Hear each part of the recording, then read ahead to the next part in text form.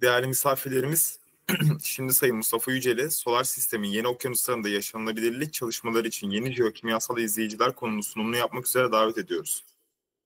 May I now invite Mr. Mustafa Yücel to present his talk on new geochemical traces for habitability studies in the Değerli new oceans misafirlerimiz, of the solar system. şimdi Sayın Mustafa Yücel'i solar sistemin yeni okyanuslarında yaşanılabilirlik Thanks çalışmaları için yeni for jeokimyasal the izleyiciler invitation. konunun sunumunu Thanks yapmak to the üzere davet Yıldız ediyoruz. students May I for now this invite very, Mr. very Mustafa Yücel to timely and present interesting his talk conference. on So new let me geochemical traces for start habitability sharing my studies in the screen, new oceans and of the solar system. Şimdi we Sayın can Mustafa get back Yücel'i to solar sistemin yeni our okyanuslarında topic. yaşanılabilirlik çalışmaları için yeni For jeokimyasal the izleyiciler invitation. konunun sunumunu Thanks yapmak to the üzere davet Yıldız. Can you ediyoruz. see it? May I For now this invite very, Mr. very Mustafa Yücel timely to and present interesting his talk conference. So on new let me. geochemical All right, traces so for actually I habitability sharing my studies in the revise new my title a oceans little of the bit solar system. after hearing yesterday's talk, this morning's talk. Uh, Many talks and already emphasized the meaning of habitability, types of habitable systems. So my talk will be a little bit more about how to detect these habitable systems, or how to understand whether or not they are habitable firsthand.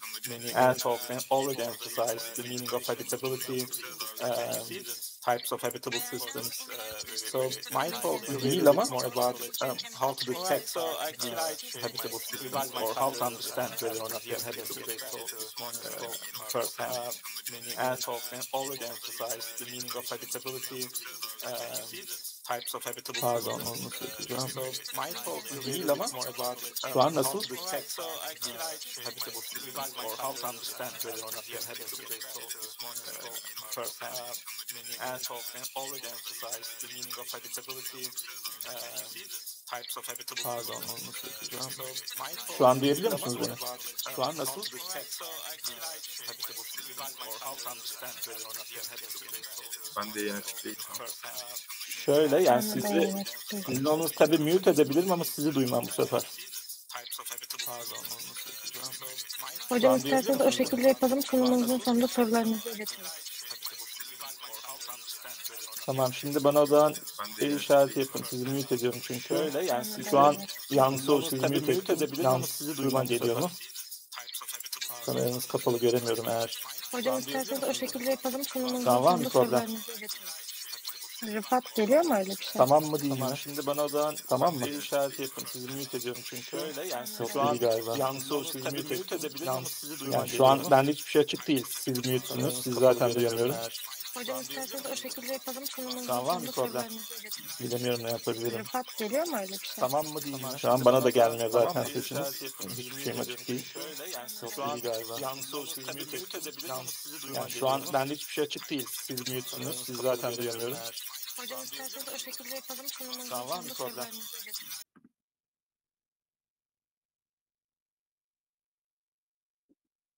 Devam edeyim mi? Ne yapayım? İsterseniz. Rıfat.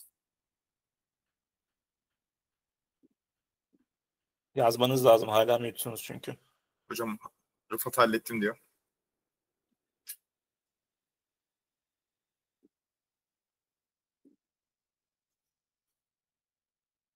Tamam, devam ediyorum. Kusura bakmayın aksaklık için. Ben de gerçekten şu an her şey kapalı. Sizi duymuyor olacağım. Simay telefonunu ararsın. Müdahale etmen gerekirse telefonum yanımda. Evet. Evet, Simay da tamam dedi. Chat'i de görmüyor olacağım. Okay. Sorry for the hassle. So I was trying to I was referring to the great presentations that we've been hearing so far, and the idea of habitability was very well explained so far, so I don't need to go over that again. But it's a very complex concept, of course, and it's extremely challenging to detect habitable systems, to further identify their capability to sustain an ecosystem, etc. So that's why in my title you see the phrase synergies between geochemical oceanography, extreme environment research, and planetary science. You need many methods and approaches from these fields in order to support the search, the science of searching for habitability. especially in our solar system. So my talk will be particularly about the solar system, of course.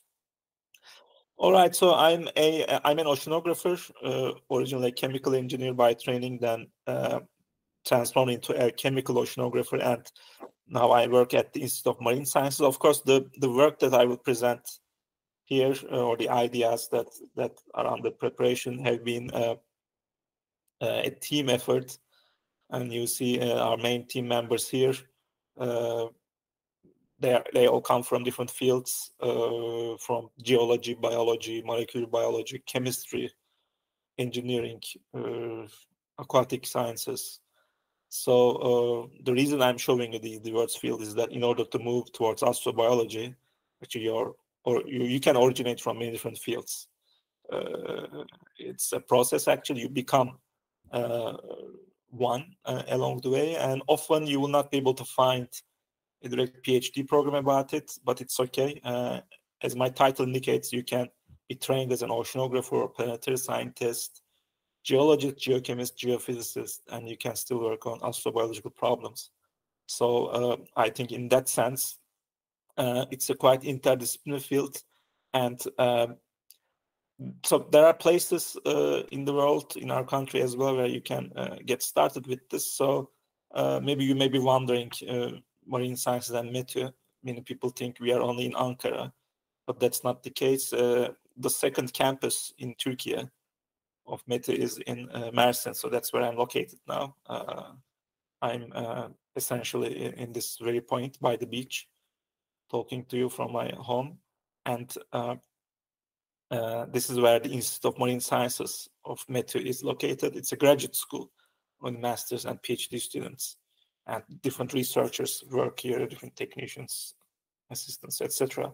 And this campus in Mersin of METÜ is also hosting, besides the institute, also the DEKOSIM, National Marine Research Infrastructure, also the newly founded 2.GÜN-2.KISIM METÜ Climate Center. So this center particularly is about the whole METÜ. Actually, it's not only about marine science, but it integrates different fields from different departments of METÜ. We have a research vessel called BİLİM, and here you can see in the maps different locations, especially it's particularly active in Turkish seas. And it used to be also active in international waters, but not anymore. So before going to space, we need to look at our inner space, and they are the oceans. Oceans are our inner space, and it's a cliche by now, maybe not for most of you, but at least I have heard many times that the surface of Mars is mapped at much a higher resolution than the ocean floor, which is, of course, true. Mapping-wise, the ocean floor mapping has been improved a lot. But when it comes to mapping the chemistry of the oceans, the ecosystems, the habitats, of course, we are much less behind physical mapping. So in that regard, oceans are truly our inner space. They are relatively unexplored, and essentially we have very few people that works on it. So we need more people working on oceans. Provides the air we breathe, actually. We owe 6 of the 7 breath. So when you take a breath next time, think about oceans, because you owe most of your breaths to the ocean, the oxygen especially. Most of the oxygen comes from the oceans. It regulates the climate, provides us food, and it's estimated that it will provide even different kinds of food in the next decades. It will also provide new solutions, new biotech products.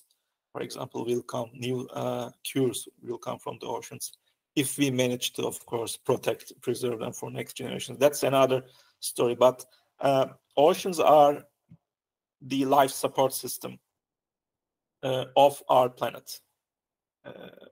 You have heard in many talks that water is, of course, an essential prerequisite for origin of life.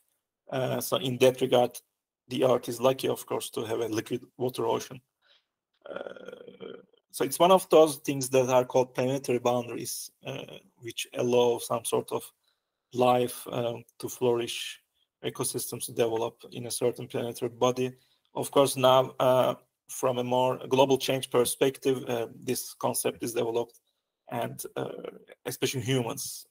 As humans, we are now pushing these planetary boundaries, or trying to destroy these planetary boundaries to the extent that the Earth system will not be able to support life anymore. That's another discussion, but the primary message I'm trying to give is that ocean science is a central endeavor, central science in our decade especially. Our decade is also the United Nations Decade of Ocean Science, in case you didn't hear about that. By the way, Simay, I'm looking at my WhatsApp as well. If there's something wrong, please write me through WhatsApp.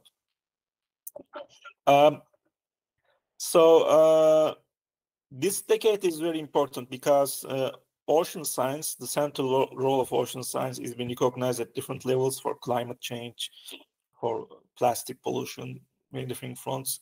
But another recent front that made ocean science very relevant is this astrobiology, or planetary science.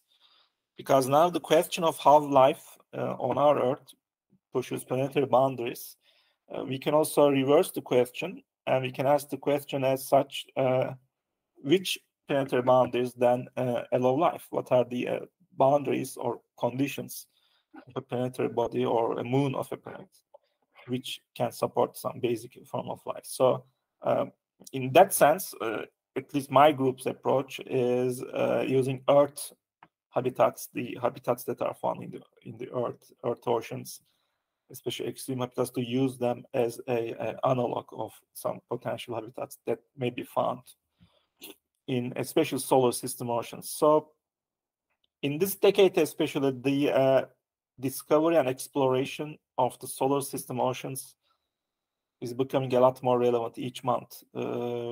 You see the most important ocean worlds that we have in the solar system. So Europa, Ganymede, Callisto, they are the moons, 3 moons of Jupiter, because Jupiter has a lot more moons.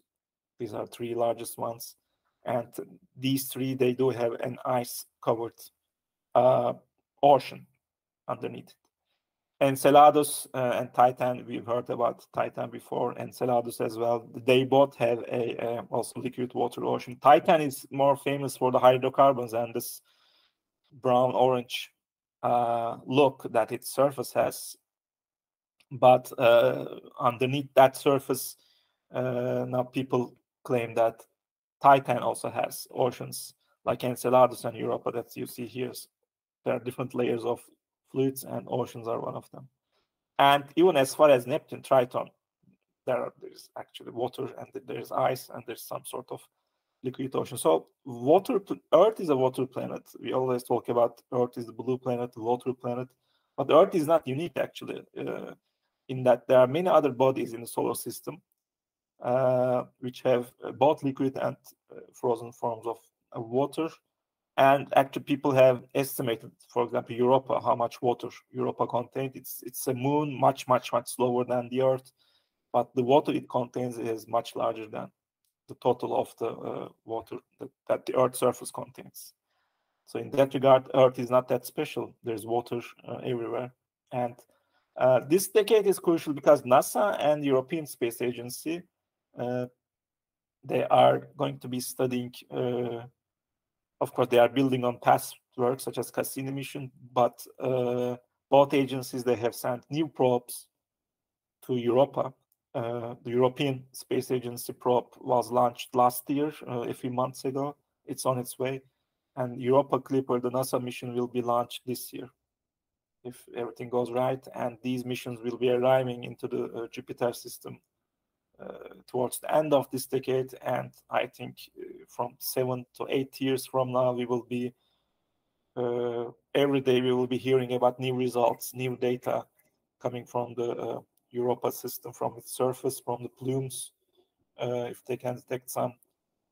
So get ready for it, because at least in our group, we are trying to generate results for those days that will come in a few years. So yeah, but of course, in the search of life is about all kinds of planetary bodies, also about exoplanets. But You may be asking about Mars. There's a lot of investment, of course, in Mars rovers, different probes. There's a talk of a Mars sample return mission, for example. I think it's not in a good shape at the moment, but Mars is one of the primary targets for space exploration for astrobiology. But when you look at the Mars, actually, it's currently the likelihood of Mars supporting active life. It's very low. It's kind of as the red to brown color indicates, the surface is pretty much oxidized. You don't find much gradients. There's not much active plate tectonic, although there are earthquakes in Mars, well, Mars quakes in reality. Again, experts say that there's no active plate tectonic. There are other reasons for those Mars quakes. So in a way, it's a planetary system which is pretty much at equilibrium. And for life to flourish, you need some sort of disequilibrium, gradients, disequilibrium, inhomogeneities in energy distribution. You need these sort of things so that you can have some sort of self-sustaining system. That's why these ocean worlds are, first of all, important in that regard. They contain these liquid oceans underneath the ice shell. There's probably a lot of volcanic activity due to the this tidal effect from this giant planets such as Jupiter and Saturn. So the seafloor is quite geologically active, and as a result, there's water-rock interactions, possible hydrothermal vents. Also, there's also the issue of radiation, high amounts of radiation hitting these the surface of these moons, and it's very much likely that the radiation results in the basically destruction of the water molecules. So it's eventual decoupling to hydrogen and oxygen. So as a result of the radiation, it's also likely that the upper part, at least the ice and maybe the upper part of the ocean in Enceladus is oxygenated, but it's not oxygenated as you go deeper. And as I will show you in the big end of my talk, we also work on such analog systems in the Earth. The ocean in Enceladus, people also think that there are large-scale current patterns, so it's not just one static ocean. There's evidence for an overturning circulation. And it's important. Why? Because this sort of circulation or upwelling or this vertical transport of different materials that exist in the seafloor, with the action of ocean currents, they can be then brought to the surface, to the ice, and through the cracks in the ice, and they can be entering the plumes. So that's why the study of habitability of especially the ocean worlds, such as Europa and Enceladus and Titan, is pretty much linked to the efforts towards understanding the physical circulation aspects of the ocean. And especially Clipper and Juice will reveal a lot on that front. So let's a little bit talk about our oceans then. So in order to understand these newly discovered oceans, we need to better understand our own oceans so that we can establish analogies. We can actually form better models of the data that will be delivered with the new probes. So this is a relatively famous seafloor map. It's historical now. It's hand-painted, actually, from data collected by these sort of profiles, mathematic profiles collected in the Second World War. Of course, those data were classified in the Second World War, but after the war, data were eventually released, open to science. So you see Marie Tarp here. She's one of the oceanographers of early ages. In those days, women were not allowed to go to research expeditions. So instead, she was sitting in the office, visualizing these data, working on these data, visualizing these data, which is, of course, very valuable work. And now this map is called TARP, Heathen TARP, World Ocean Floor Map. This map is very actually important because once all these data were put together, these large-scale features showed up, as you can see here: the Mid-Atlantic Ridge, East Pacific Rise, Indian Ridge, etc., ridges around the Arctic, around Antarctica. So all these features actually are seawater, underwater mountain ranges formed as a result of plate tectonics. These are, technically speaking, spreading ridges, spreading axes, where the new seafloor is being generated at different rates. And if you notice, there are darker areas next to the, for example, South America or in the Western Pacific. So these dark areas, they are not trenches, deep zones, trenches where old seafloor is being subducted and being destroyed. So this is called plate tectonics. The Earth continuously actually renews its crust. Other than some parts of the continental areas, the ocean floor is actually continuously being renewed, and it's a key aspect of actually being habitable for a planet or for a moon. This was also mentioned in previous talk. The detection of plate tectonics or signs of plate tectonics is one of the important targets in search for habitability. So after this map, actually, the plate tectonic theory was there, but this map and with the rise of ocean science and with the generation of these sort of maps, then the theory of plate tectonics was then firmly established in 60s and early 70s. So it's quite new. So then the idea of exploring these ridges came out, and that's how research submarines like Alvin of United States was developed. These are different from military submarines. They are for very specific research or rescue missions, but mostly research missions, where a very specific point in the seafloor needs to be explored and sampled. So here you see the new, the updated version of Alvin, but here on the left you see the old, previous version of Alvin submarine. Here you also see other tools such as Nautil of France, or ROVs also. Robots are used nowadays a lot for deep sea exploration, but I had a chance to dive both in the old Alvin and new Alvin, as well as the Nautil of the France. So it's only with these sort of tools that you can actually explore the mid-ocean ridge systems and the hydrothermal vents that are also thought to exist in Enceladus. The difference between ocean exploration and space exploration, there are a lot of analogies, of course, but you can even detect another star system and exoplanets around those systems, and you can infer some atmospheric composition, but you cannot see from above, even 10 meters below the sea surface. It's completely invisible to any remote sensing approach. So you need to go inside. You need to go there with ships, take samples. You need to dive into the ocean, go there, take the sample yourself. Without that, there's no way that the ocean, the system, will reveal to you itself. So that's actually what we do as a part of our work, and we happen to go to sea a lot, also with our Bilim vessel in Turkish seas. But when we have a chance, we also join international expeditions.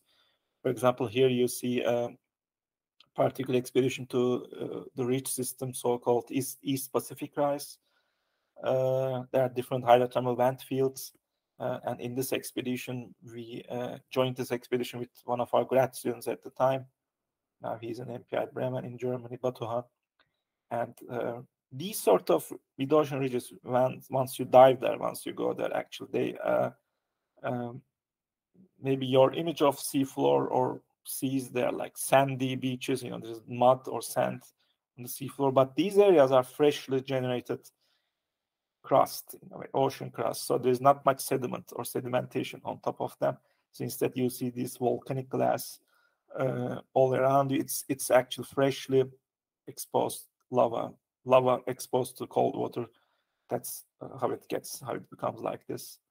It's essentially volcanic glass. Okay, volcanic glass, like obsidian, is also another form of volcanic glass, from which in Neolithic times a lot of arrowheads and tools were built. Maybe if you go to the Ankara Anatolian Civilizations Museum, you will see a lot of obsidian volcanic glass. So it's the same, actually. It's volcanic glass, and with time it becomes basalt rock. But this is pretty much how the seafloor looks like. Of course, the reason we go to these locations is not because of the rocks alone. We are also in search of the real high temperature water inputs, where chemosynthetic organisms like this abound. So especially near the areas where you have warm water or hot water fluxes, hydrothermal fluxes, you have life around these inputs, and you have life there not because of the fact that it's just warm water and they like warm. The reason is that here these particular organisms, for example, they are a kind of tube worm, but they host chemosynthetic microbes in them as endosymbionts, and these microbes, they oxidize hydrogen sulfide coming from the hot and anoxic fluid from the rocks. And then, of course, immediately above this, there's this cold and oxygenated seawater. So it's a gradient, it's a redox gradient. And this is how chemosynthesis thrives, actually. They prefer these sorts of gradients where they have access to both reductants and oxidants. So the reactions can take place, and the reactions in themselves, they lead to carbon fixation and biomass building. So this is called chemosynthesis, and unlike photosynthesis here, which requires light to fix carbon, in chemosynthesis, the chemical reaction of sulfide oxidation, for example, you can have other types of reactions, but in this case, sulfide oxidation supports the fixation of carbon dioxide into sugars and other organic molecules. So that's the main reason why hydrothermal vents and the discovery of hydrothermal vents or possible vents in Enceladus and Europa is that important, because those sort of habitats also mean that they can support chemosynthesis. And as far as we know, in the Earth evolution, life evolution on Earth, these sort of chemosynthetic pathways, metabolisms, were the first ones that arose at some point at 3.5 billion years ago. So one thing about these hydrothermal fluxes is that they generate a lot of unique, let's say, signatures in different chemical compartments. Here you see a hydrothermal chimney with this, again, fluxes of anoxic waters meeting with cold seawater. You have a lot of precipitation of different minerals formation. And in our work, we have been showing that these sort of nanoparticles actually form in these mixing zones. Here you see, for example, a pyrite, iron, sulfur containing minerals, actually, and the nanoparticles of these minerals. They are formed in this very high temperature zones, but then they become, after meeting with cold seawater, they become sort of quenched, and then they are preserved in their size, and then these are very stable to further oxidation. So then these sort of particles indicate that if they travel elsewhere, they're detected elsewhere, they will most certainly indicate that their origin is to some sort of chemosynthetic habitat. So this is a type of approach we are developing in our group with the detection of these sort of species in different vent systems. So let's now go to the Mid-Atlantic Ridge, another expedition in 2018. We were there this time with Victor, the French ROV. It's a robotic vehicle. Again, whenever there's a chance, we bring students, our grad students, to these expeditions. Serhat, now he did his master's with us. He's now in University of Calgary doing his PhD again on submarine hydrothermalism. So Mid-Atlantic Ridge is quite different in its, for example, biological communities that are being hosted in the system. If you recall, in the East Pacific Rise, we had tube worms with their red mouths. Okay, when you come to Mid-Atlantic Ridge, no more tube worms, but they are full of shrimps and some mussels. And there are three types of shrimps which dominate, especially the high temperature areas. This is true for the whole Mid-Atlantic Ridge. Okay, this is a site called Broken Spur, which had a lot of shrimps. Another site called Lost City is famous in origin of life or astrobiology communities. Actually, it's a completely different chemical system. Lots of carbonate, not much sulfide, but lots of carbonate and methane, and it supports different type of chemosynthetic habitats, such as methane oxidation instead of sulfur oxidation and broken spur. So we have been studying also how these systems, what sort of geochemical traces they generate, and how these traces then are dispersed in the ocean.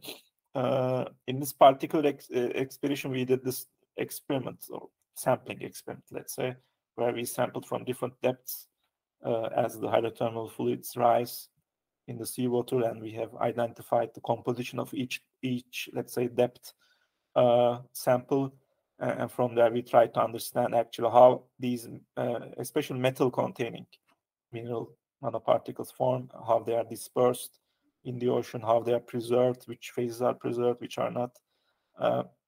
And we are trying to understand actual factors controlling their mobility. So hydrogen sulfide is one thing, but chloride concentration, pH, of course, these are all different factors that are controlling metal fluxes from these sort of vent systems. So this paper is now, we are about to submit this paper, and the reason we are trying to understand the mobility of these so-called geochemical tracers is that you need to, in our oceans, you need to go dive there, collect sample with ROVs, submarines, or with ships. But in places like Europa and Enceladus, and the main reason why NASA and ESA are investing so much in the exploration of these worlds, is that the underlying ocean is giving itself away sometimes in the form of these plumes that are detected in Enceladus. So these are actually water vapor and some particles and some other stuff. If there's life also, it may be exposed to the space like this. So Enceladus is famous for its plumes. Actually, one of the rings, I think, is also resulting from this plumes arising from the interior ocean of Enceladus. So Europa is also known to generate, by the way, these sort of plumes, maybe at a different intensity. The new missions, I'm very sure we'll find a lot more plumes. But now there's new work analyzing the Cassini data.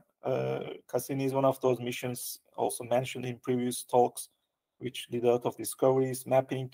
But this mission also had this mass spectrometer called INMS, which discovered organic species, ammonia, in the plume of Enceladus. So you see there's methane, carbon dioxide, some C2, some C3 organic. So there's some sort of carbon cycle in the ocean, and some relatively complex or precursors of complex organic molecules can form abiotically in the Enceladus ocean. So if life is about presence of water, you can put a tick on it. But it's also about nutrients like nitrogen, carbon. So you can also put a tick on them for the ocean worlds, at least for Enceladus. And another important discovery was again published a few years ago. And again, this is Cassini mission data, but now they are looking at a different instrument called Cosmic Dust Analyzer. This instrument, instead of analyzing gases like the previous instrument, it actually analyzes the dust in the plume, the particles in the plume, via an integrated time-of-flight detector. So long story short, there's a lot of data being generated, but long story short, they also found silica in these plumes. You know, that's another important nutrient needed for life. So now we can put another tick on silica. But most importantly, they found this silica in the form of silicate nanoparticles, so very small nanometer-sized particles forming and being exposed to space from the interior ocean. And from the Earth system work on hydrothermal systems of our own oceans, we know that these sort of silicate nanoparticles can form, not maybe exclusively, but likely in also hydrothermal vents. So this paper particularly made the case that these silicate grains possibly point to the deep hydrothermal systems in Enceladus. So and finally, so carbon, hydrogen, nitrogen, silica, were established, were thought to exist, were shown to exist. How about phosphorus? Phosphorus is another key nutrient needed for life. And again, analyzing further the Cassini data, they also showed very recent, I think this is a paper from 2022, that phosphorus also is likely to exist in the Enceladus oceans, and that's also being exposed as a plume material to the orbit. So water is there. There's an ocean, saltwater ocean, possible cycles of carbon, hydrogen, nitrogen, silica, and phosphorus. But of course, these are all needed for life. But for example, in the Earth oceans, we know that there are places in the Earth ocean where you find all these nutrients, but there's not much life. The reason is limitation of iron and other metals. So metals such as iron, copper, manganese, cobalt, they're also essential. They're also nutrients. They're also essential for life. You cannot have especially catalysis and metabolism without metals. So far, there is no news of a discovery of metals, at least in the Cassini data, but they are looking at it. And our new project, the European Research Council project, is more about actual metals and how to detect metal species, which metal species can be like a tracer, like the silica colloids that people found, what nanoparticles of metals can be evidence for further habitats in the ocean was. As a result, we are now investigating different Earth system analogs of potential habitable places in the solar system. They include hydrothermal vents, anoxic sediments, anoxic water column like Black Sea. So we have a suite of expedition planned and different systems where we will be investigating actually how these deep sea extreme environments, what sort of tracers or signatures they generate, which can be then detected. If there's a plume in Europa, maybe they will detect metals. So our data sets then will help the interpretation of the new data sets that will produce 8 to 10 years from now. So before I finish, let me also come back again to Turkey, our seas, and this is actually a small review paper we published in a TÜDAV book called Extreme Marine Environments of Turkey. Check it out because it's a short one, and we have identified already different, again, extreme environment analogs that exist in underwater systems of Turkey, in the Mediterranean, Marmara Sea, and Black Sea. They all host different habitats of interest. You have geothermal vents, you have cold seeps, methane fluxes, you have anaerobic water columns, you have all kinds of active systems where you can study different things. And one of the places, Black Sea, as I said, it's here you see the vertical chemistry in the Black Sea.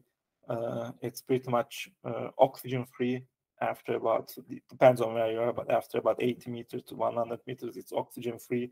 Then anaerobic microorganisms really dominate the Black Sea biogeochemistry. There's sulfur, bacteria, manganese, iron, all kinds of species that are famous for Earth evolution. They actually are located in the Black Sea. And in that regard, the Black Sea is also an analog of Earth's past oceans.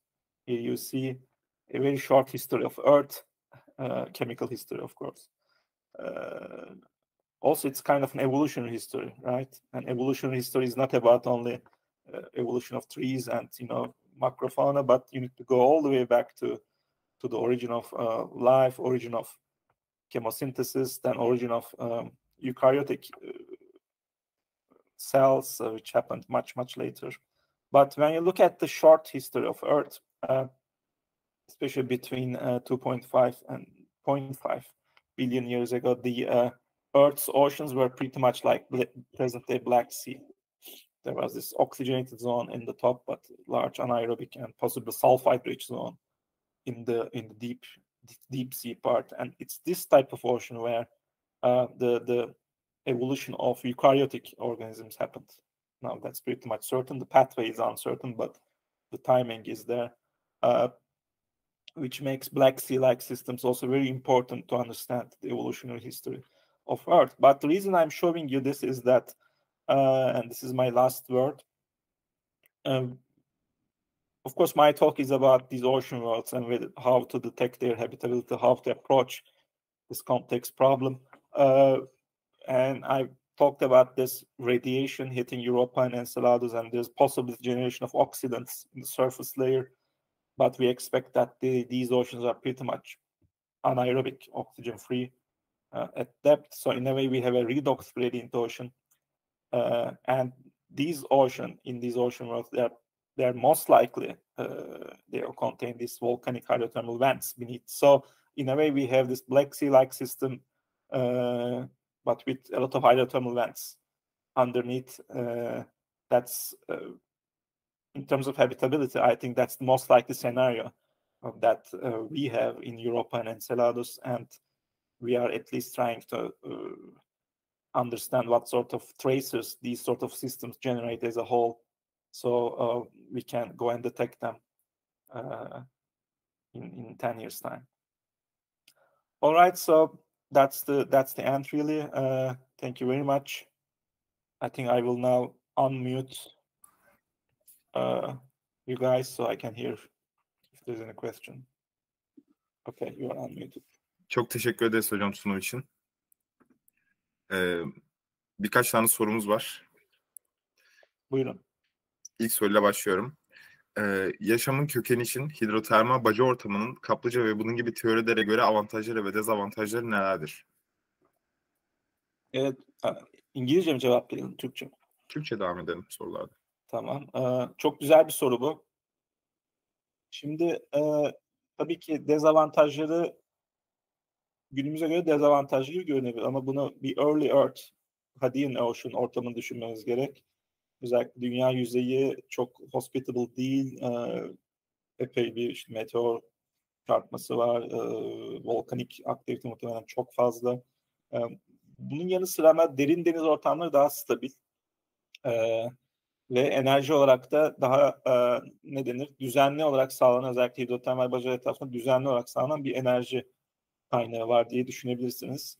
Ve buradaki özellikle kayaçlar, içindeki bunun porlu ortam olması, az önce metallerden bahsettik. Metaller açısından burasının zengin olması, metal içeren minerallerin ilk protoenzimler olarak görev yapması ve protoenzimler etrafında işte çeşitli porlar içinde de ilk protohücrenin oluşması gibi teoriler mevcut. Bütün bu açılardan dolayı aslında hidrotermal bacalar uygun bir şart sağlıyor. Okyanus yüzeyinde olursa çünkü her şey çok seyrelmiş durumda. Her resource var ama çok seyrelmiş, çok uzakta. Hidrotermal bacalar etrafında çok kısa bir santimetre ölçeğinde bu resource'ların hepsi var gibi düşünün. Aynı zamanda enerji var. Bir şeye ihtiyacınız yok, kimyasal enerji var. Dolayısıyla bu açılardan dolayı özellikle Origin of Life'da hidrotermal bacalar epey öne çıkıyor. Zaten hem şu an moleküler filojeni çalışmaları orayı gösteriyor ya da biyoenerjetik hesaplamaları orayı gösteriyor. Birçok artık kanıt Origin of Life'tan bahsediyorum. Yani ilk hücrelerin ortaya çıkışı oraya gösteriyor. Ama sonra tabii ökaryotik evrim falan başka mekanizmalar devreye giriyor orada. Başka habitatlarda tabii ki önem kazanıyor. Çok teşekkürler. Diğer bir sorumuz. Okyanuslardaki konsantrasyonun az olması, yani maddelerin dağılarak seyreltik bir ortam oluşması, deniz altında gerçekleşen reaksiyonlar için nasıl bir ortam oluşturuyor? Sorun oluyor mu? Evet, tam da aslında demin de onu söyledim. Kemosentez için tabii ki çok güzel bir soru. Kemosentez için bütün bu hem oksidantların hem reduktantların çok aynı yerde yan yana birlikte olması lazım ki hücreler aynı şeyden onu çekebilsin. Dolayısıyla kemosentez okyanusun yüzeyinde kolay kolay olabilecek bir şey değil. Çünkü dediği gibi arkadaşın şeyler çok seyrelmiş durumda. İki resource'u bir araya getirmeniz gerek. Ama hidrotermal bacalarda böyle bir şey söz konusu değil. Her şey birbirine çok yakın. Enerji var. Oksidant ve reduktantan yan yana. Ama bu da güzel bir soru gerçekten. Okyanusun yüzeyinde ya da hidrotermal bacalardan başka yerlerde kemosentez hiç olmuyor mu? Tabii ki oluyor. Mesela Karadeniz'de ve Karadeniz'e gelirsek bu oksijenin azaldığı yerde de kimyasal dağılımlar çok hızlı değişiyor aslında dikeyde. Bu da bir yine birbirine çok yakın ne diyelim nişler oluşturuyor ve bu bazı kimyasalların birbirine çok yakın olması, mesela hidrojen sülfür ile oksijenin ya da demir manganın oksitlenmiş formlarının birbirine yakın zonlarda olması. Bir de Karadeniz'in ortalarında ışık da giriyor, özellikle hidrojen sülfür üst tabakası. Mesela burada anoksijenik fotosentezle biz rastlıyoruz. Bunda çalışıyoruz şu an grubumuzda. Yani çok özel yerlerde yine bunlar cereyan ediyor. Ama tabii okyanusun genelinde şu andaki mevcut durumda kemosenteze gerek de yok. Çünkü fotosentez var bir yandan. Yani enerjetik olarak zaten başka bir opsiyonu var doğanın. Son sorumuz şu.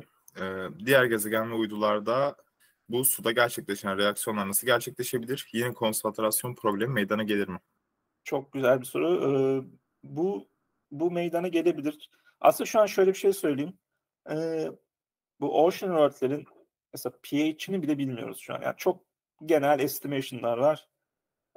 Şu an tahminimiz Enceladus biraz daha alkaline olabilir, yani pH işte 7 ve üstü, 8 ve üstü. Europa biraz daha bizim okyanuslar gibi olabilir deniliyor. 8-7 arası pH'ı. Bunlar bile ama kesin değil. Çok çok az şey biliniyor. Kimyasal kompozisyonlarının, mesela fosforun şeyine bahsettik ya. Fosfor, azot gibi elementlerin varlığı biliniyor. Ama plüm verisinden içindeki okyanusun konsantrasyonlarını tahmin etmek çok zor. Yapılan tahminler de böyle birbiriyle yüzlerce kat şu an fark etmiş durumda. Dolayısıyla evet, bu okyanuslar illaki epey element ve nutrient, besin elementleri içeriyor. Ama dağılımları ile ilgili şu an hiçbir şey bilmiyoruz. Gerçekten bu güzel bir soru. Zaten onun için eğer bu tracer yaklaşımı geliştirmemizin nedeni belli zaten mineral türleri ya da belli moleküller çok böyle yoğun döngülerin gerçekleştiği habitatlarda oluşacağı için bunları bulunursa eğer o tip yerleri de işaret edecek zaten. Yani her şeyin çok seyrilik ve her şeyin çok yavaş gittiği yerler değil. Ama böyle spesifik habitatlar var mı? Elementlerin çok yoğun birbiriyle interakt ettiği, redoks reaksiyonu oldu. Asıl bunu anlayabilmek için bunlar nasıl tracer'lar üretir? Zaten bunu anlamaya çalışıyoruz. Ama bütün bunları üretip bunların yeni toplanacak uzay probu verileriyle karşılaştırılması, bunlar 10-20 yıllık belki süreçler. Dolayısıyla bu sorunun cevabı için daha beklememiz gerekecek gibi görünüyor. Özellikle bu Europa ve Enceladus okyanuslarının kompozisyonu, ama bu önemli bir soru. Çok teşekkür ederiz hocam zaman ayırdığınız için. Sayın Mustafa Yüce ile konuşması için teşekkür ediyoruz ve kendisi adına Tema Vakfı'na bağış yaptığımızı belirtmek istiyoruz. Sertifikasını mail üzerinden kendisine göndereceğiz. Çok sağ olun. We extend our appreciation to Mr. Mustafa Yüce for his presentation and are pleased to convey our donation to the Tema Foundation on his behalf. His certificate will be dispatched via email. Değerli konuklarımız, bir sonraki oturum için 12 dakika ara verilmiştir. Üçüncü oturumumuz saat 15.30'da başlayacaktır. Ayrıca chat kısmında paylaştığımız formu doldurarak çekilişlerimize katılabilir. Katılım formlarımıza da oturuma katıldığınızı belirtmek için yine chat kısmında ve aralarda paylaştığımız QR kodlardan ulaşabilirsiniz. Esteemed guests, a 12-minute break precedes the third session. The second session will commence at 15:30.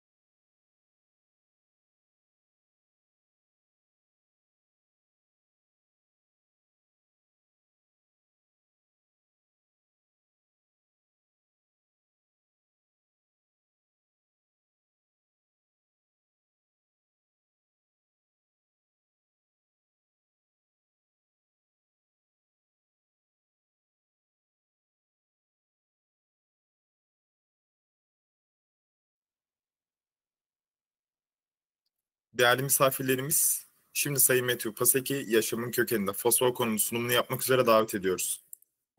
May I now invite Mr. Matthew Pasek to present his talk on phosphorus in the origin of life? You can start, Professor. Okay. Go ahead and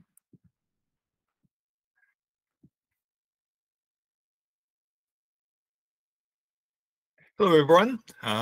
Thank you for the kind invite. Help if this one. Pardon me as I work through the minor technical issues. So thank you for the kind invite to speak with you today. I am a professor in the University of South Florida in Tampa, Florida, and I just wanted to show you a little bit of my work on phosphorus chemistry and geochemistry at the origin of life. And of course, a very early question to ask on this topic is, why phosphorus? Why is phosphorus an important element in life? And I have here, and I'm going to bring a pointer up, a brief overview of the next few slides, what we'll talk about today, in that phosphorus is found frequently in life, mostly in a 5+ pentavalent oxidation state. It often serves as a leaving group in biology. That means it kind of leaves and promotes a chemical reaction as it does so. It stores energy, metabolic energy, in the form of anhydride bonds. So you will often have a phosphate sharing another oxygen with another phosphate in the phosphate anhydride bond. And it is actually one of the most rare of the major biogenic elements. So that is carbon, hydrogen, nitrogen, oxygen, sulfur. Phosphorus is less common than all 5 of those other ones. So phosphorus is atomic number 15 on the periodic table. It has an atomic weight of 31. It is monoisotopic. Only one isotope is found in nature at any significant level. It is the phosphorus 31 isotope. And it also has a chemical spin of +1/2. This is one tool that we use frequently in our analyses. It makes it an NMR-sensitive nucleus. So I will show a number of NMR spectra that are based on the chemistry of phosphorus in this, using this +1/2 spin that phosphorus bears. So a bit more overview of why phosphorus is important in biology. This is a molecule here that is near and dear to biology. This is DNA, deoxyribonucleic acid. And in DNA, the backbone of DNA is a phosphate deoxyribose backbone, repeating for million+ units. And the phosphate and deoxyribose are the materials that give the nucleic acid its genetic information, enables genetic information. In addition, you also have the letters, which are what are mostly thought of as bearing genetic information, but the backbone. Professor, yes. Did you change your page? I did. Okay. But, okay, we can't see it. Can you control it? All right. Can you see it now? Okay. Yeah, we see. Okay, this is strange. All right, let me see if I can. All right. I have had this happen before, that the slides do not update on the, okay, let me see. Can you see that I have changed the screen again? No. No. Okay. Yes, we can see. You can see it this way. All right, let me. Yeah. Okay. I apologize. Let's see. No, it's no problem.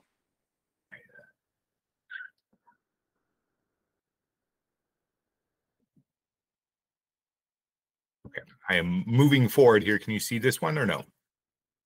No, we can see. We can see. You can see things changing? Yes? If you want, you can continue in clicking from the left side. Yes, okay. We can see like that. All right. Okay. Thank you.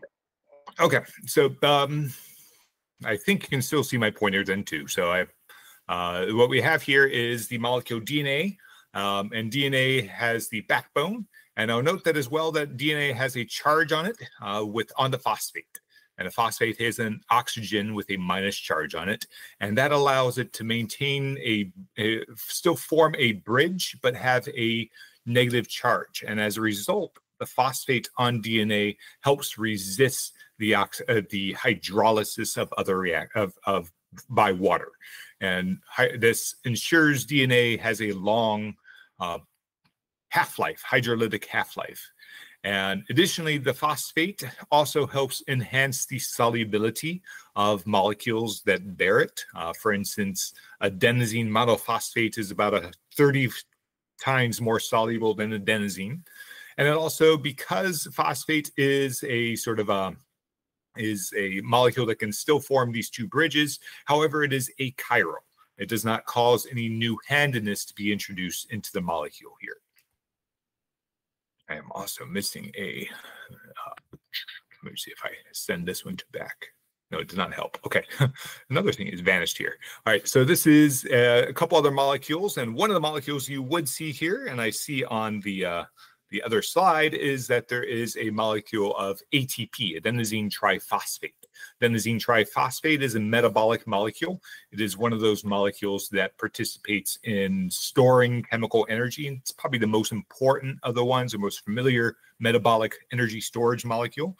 And in ATP, it has a triphosphate linkage, which breaks apart 1 to 2 phosphates, depending on the chemical requirements of biology, and therefore allows energy to be stored and transferred between different processes.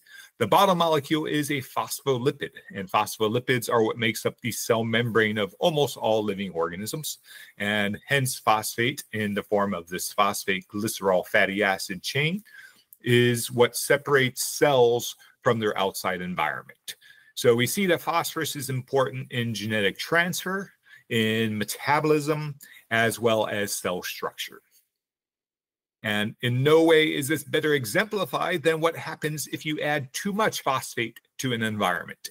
And historically in the United States, phosphate was often used in detergent and cleaning supplies. And when water would spill out into oceanways or waterways of various sorts, there would often be algal blooms because biology would suddenly have an element that was previously very limited in abundance and would grow to kind of consume all the phosphorus that was around and completely cover the surface of a water body such as this lake right here. So this results in a process called eutrophication because the plants block the light underneath it. It also prevents organisms below them from getting oxygen and kills things beneath it, including fish and other creatures. Makes a problem in many environments, and hence many agencies have now banned the use of phosphate in detergent. So that's why phosphorus is important in life today. However, there are a number of different open questions in the importance of phosphorus in life on the early Earth. So in general, when you talk to a geologist will think of phosphorus as being phosphorus is equivalent to phosphates. And there's a mineral here called apatite that is shown in the lower right, which is one of the most common phosphorus-bearing minerals on the surface of the Earth. And why is that? Well, it turns out that phosphorus in the form of phosphates is the most thermodynamically stable form of phosphorus, and hence most forms of phosphorus would probably include phosphate. So the question I raised, does the early and modern Earth include a redox cycle for phosphorus? And what are the relevance of those for the development of phosphorylated biomolecules? On the next slide, I show some pictures of the mineral apatite. The bright green crystal down here is a nice picture of an apatite crystal. This one is an igneous apatite, which means it forms from volcanic or igneous processes. In this case, it's probably a pegmatitic source for this apatite crystal. And you see that here is the formula for apatite is a calcium phosphate with a small bit of hydroxyl or fluoro or chloro. There are 3 different main minerals within the apatite mineral group: hydroxyapatite, fluoroapatite, and chloroapatite, as well as a few others that are kind of a little bit more different in relationship. And I'll note that apatite is a critical mineral in life today. And I have pictures here. These are pictures of fossils from Florida here. And these Florida fossils are all made of bone or tooth. These are shark's teeth here. And they are all made also of this mineral apatite. And the mineral apatite is used by biology because it is very sparingly soluble. The KSP, the solubility product of apatite. So if you've done general chemistry or other classes where you figure out how soluble a material is, the KSP is on the order of 10 to the minus 60 for apatite. So it's very poorly soluble. That would be around about 10 to the minus 7 molar concentrations of phosphate and calcium resulting from the dissolution of these materials. So apatite is an important mineral in modern day life, but the sparing solubility means that it is hard to get to react to form molecules that may have been prevalent on the early Earth.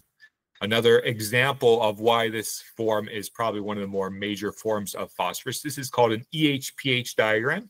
An EH-pH diagram is the redox potential on the y-axis and pH, so the acidity, basicity of a solution on the x-axis. And these are the main forms of phosphorus over the range of normal terrestrial conditions, which are bounded by the 2 dashed green lines. You'll see within these 2 dashed green lines, everything is either phosphoric acid or phosphate, which has been deprotonated from the phosphoric acid, all the way to pH of around about 14. There are no other stable forms of phosphorus that are possible under aqueous conditions on the surface of the Earth. There are other forms of phosphorus that are not that far from the sort of boundaries that we might have on the surface of the Earth. This is phosphite, 1 oxidation state below, it's P3+, and then there's a P1+ called hypophosphite that is even further below that one. So there is a range of phosphorus chemistry that is feasible, but if we presume that phosphate was the only variety of phosphorus prevalent on the early Earth, this introduces a problem called the phosphorus problem in the origin of life. Leslie Orgel spent some time pondering this from the 1960s up until the mid-2000s when he passed away. And the question of the phosphorus problem is that if you take an organic compound and try to react it with an inorganic phosphate source, it doesn't work terribly well, especially if you use a mineral that is present on the surface of the Earth today, such as the mineral apatite. So if you take glycerol, for instance, one of the part of that cell membrane material, and try to make your glycerol phosphates in various forms, it doesn't work very well in water and using using mineral forms of phosphate. So the condensation reaction, which is the loss of water that is required by a phosphorylation reaction, occurs most of the time in an aqueous medium. Hence, you're releasing water in a water-heavy solvent, and by Lavoisier's principle, Le Chatelier's principle, it doesn't work too well. Phosphate is also poorly reactive and generally poorly soluble. So these 3 points really make it difficult to use phosphate in prebiotic chemistry. On the Earth, however, and elsewhere, there are other oxidation states, as you saw in the EH-pH diagram, that are possible for the element phosphorus. In most forms of phosphorus, we have +5 oxidation state as phosphate or orthophosphate, such as the mineral apatite. But there are also +4, +3, +1 elemental forms of phosphorus that are feasible, and even gaseous, very reduced forms of phosphorus in the form of phosphine. We see phosphine, for instance, in the atmosphere of Jupiter. And I'll note as well that there is a variety of phosphorus present in meteorites called a phosphide. And this is a picture of it. We'll spend some time talking about that one next. So if you expand your inventory of phosphorus chemistry from beyond the Earth, you will have more available and more different varieties of phosphorus than are found on the Earth's surface today. Again, the Earth's surface tends to be only this mineral apatite. So there are other options, and those other options may be better. The alternative redox states for phosphorus may be more soluble. In fact, they are more soluble. They may be more reactive. They are more reactive. They are often present in outer space, so beyond the surface of the Earth, they may have been prevalent elsewhere. And could these be better prebiotic sources? Well, we've already conquered two of the issues, the solubility and the reactivity. And I'll show you at least some example that these are better sources of phosphorus for the development of life on the Earth. So to focus on one of the main types of phosphorus on the surface of the Earth, we'll talk about the phosphides. The phosphides are a common material found in many different types of meteorites, but especially iron meteorites. And in fact, on the Earth, if you consider the bulk chemistry, the entire Earth's chemistry of phosphorus, 95% of all Earth's phosphorus is actually in its core. The core of the Earth has most of the Earth's phosphorus.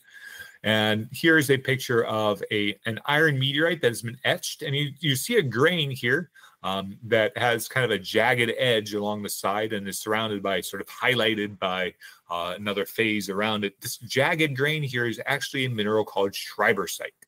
And schreibersite is an iron nickel phosphide. Again, it's very abundant in meteorites falling to the Earth. It's found in chondrites and achondrites of several different types, as well as iron meteorites and stony irons. And you note from its formula that it has no oxygen. Hence, if you add it to an oxygen-rich environment, such as a pot of water, it will react. Perhaps phosphorylation with this material is less of a thermodynamic battle, and it could just be in a just add water condition with it.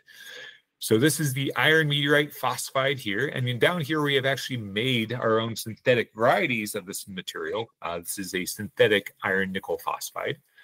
And about 20 years ago or more at this point, part of my PhD project was actually to understand the hydrolysis and reactions of phosphorus within water.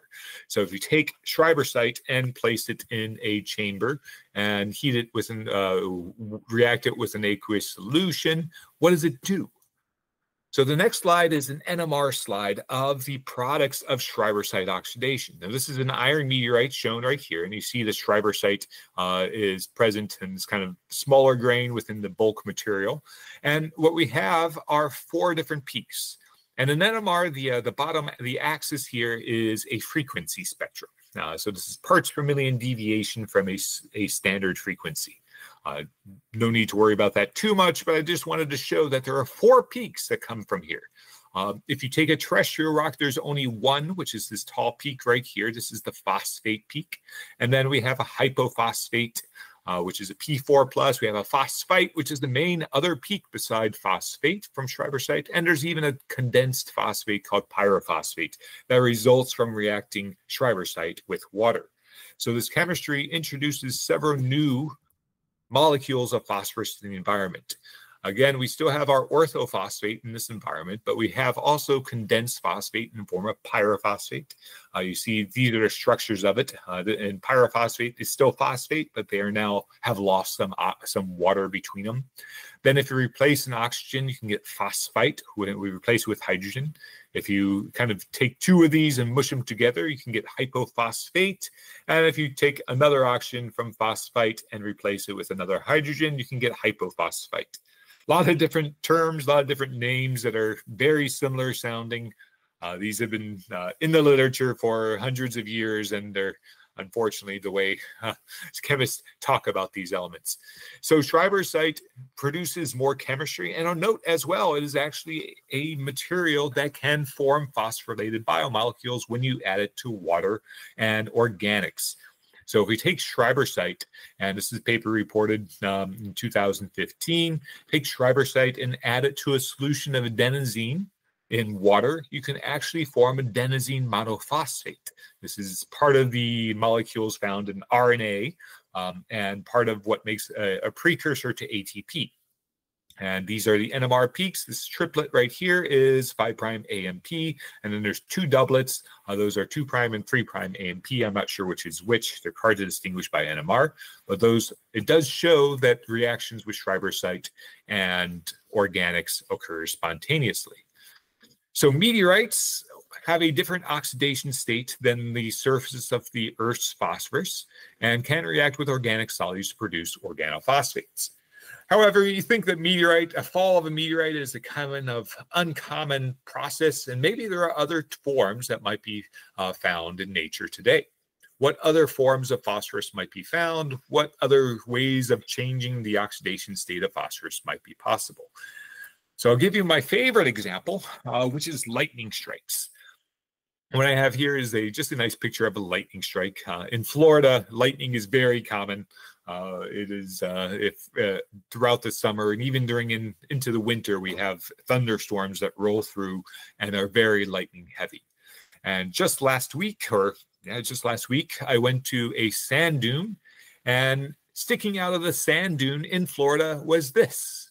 And this is a kind of an odd object. This is actually a glass formed by lightning called a fulgurite.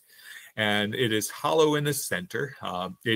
The tube of this fulgurite traces the channel the lightning struck when the lightning struck this sand dune. And this one was found in situ. So this is a tube, a hollow glassy tube formed by lightning. So around about 15 years ago or so, we took several of these fulgurites and cut and polished these rocks to analyze what the chemistry of phosphorus was within these. And we found within several different fulgurites that there are these metallic spheres that were phosphorus rich. And the composition of these was probably, in these spheres, very similar to meteoric phosphorus, this Schreiber site mineral that can form new prebiotic chemistry. We also found other forms of phosphorus that were weirder, and we still had not figured out, and never gone back and tried to figure out what these phases were. But then when we took a look at the NMR spectrum of extracts of these fulgurites, we actually saw that most of the phosphorus within several of these fulgurites was reduced. The oxidation state had gone from P5+ to P3+ during the lightning strike. And so we published this in 2009 and argued that phosphorus in the lightning could be a source of reduced oxidation state phosphorus for the development of, well, in this case, we did not focus on the origin of life, but for modern biology, which sometimes uses reduced phosphorus forms. So there are forms of reduced phosphorus that are present on the surface of the Earth today that are terrestrial. And when we went back, we decided, or we didn't go back, but we decided to take a look at several old rocks that were limestones from from billions of years ago. In this case, we took a look at some 3.5 billion year old limestones, some of the oldest limestones on the surface of the Earth from Western Australia. And so these are from the Australia, from the Kuntaruna Formation in sort of some of these very old Archean rocks. And here's a picture of the outcrop behind the map here. And we sectioned off a small portion of this, extracted the phosphorus in an EDTA solution, and then using HPLC, analyzed the phosphorus speciation. And what we found within this Archean limestone was that there was a signature of phosphite. That 3.5 billion years ago, a portion of the phosphorus in rocks was actually in phosphite as opposed to phosphate. So this suggests that on the early Earth, the time that life probably was close to originating, this is probably after life originated, but not by much, the chemistry of phosphorus included some amount of phosphite on it, or in it. So there was very clearly some phosphite present within this 3.5 billion year old rock. This is the paper reported in 2013. And we are curious what the source of this reduced phosphorus might be.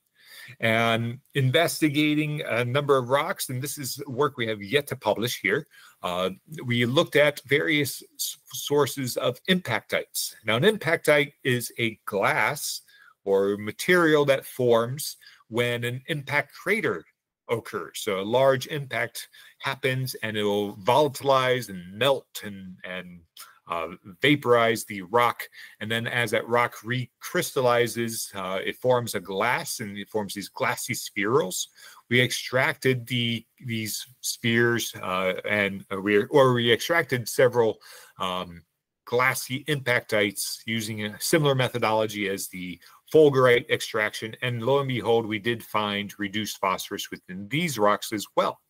So very much akin to lightning reduction, impact cratering also reduces phosphorus chemistry as well, changes it from phosphate to phosphite, reduces in the redox state, in the chemical oxidation state. So we took a look then at an impact crater spheral layer, also from Australia. And here is a section of a rock. And we actually analyze all 10 centimeters of this rock to understand the phosphorus chemistry. And in the layer right above, sort of slightly younger than the spheral layer, and there's you can kind of see the spherules in this rock, but they're actually they're hard to see. But they would have looked when they formed something like these. The phosphorus chemistry was phosphite as well. So impacts can also reduce phosphorus. So we have very high energy process of lightning and impacts that can change the chemistry of phosphorus. This is another HPLC chromatogram, which shows different phosphorus peaks that come about from this environment. So in recent times, we've been considering other forms of phosphorus that can, other sources of reduced phosphorus.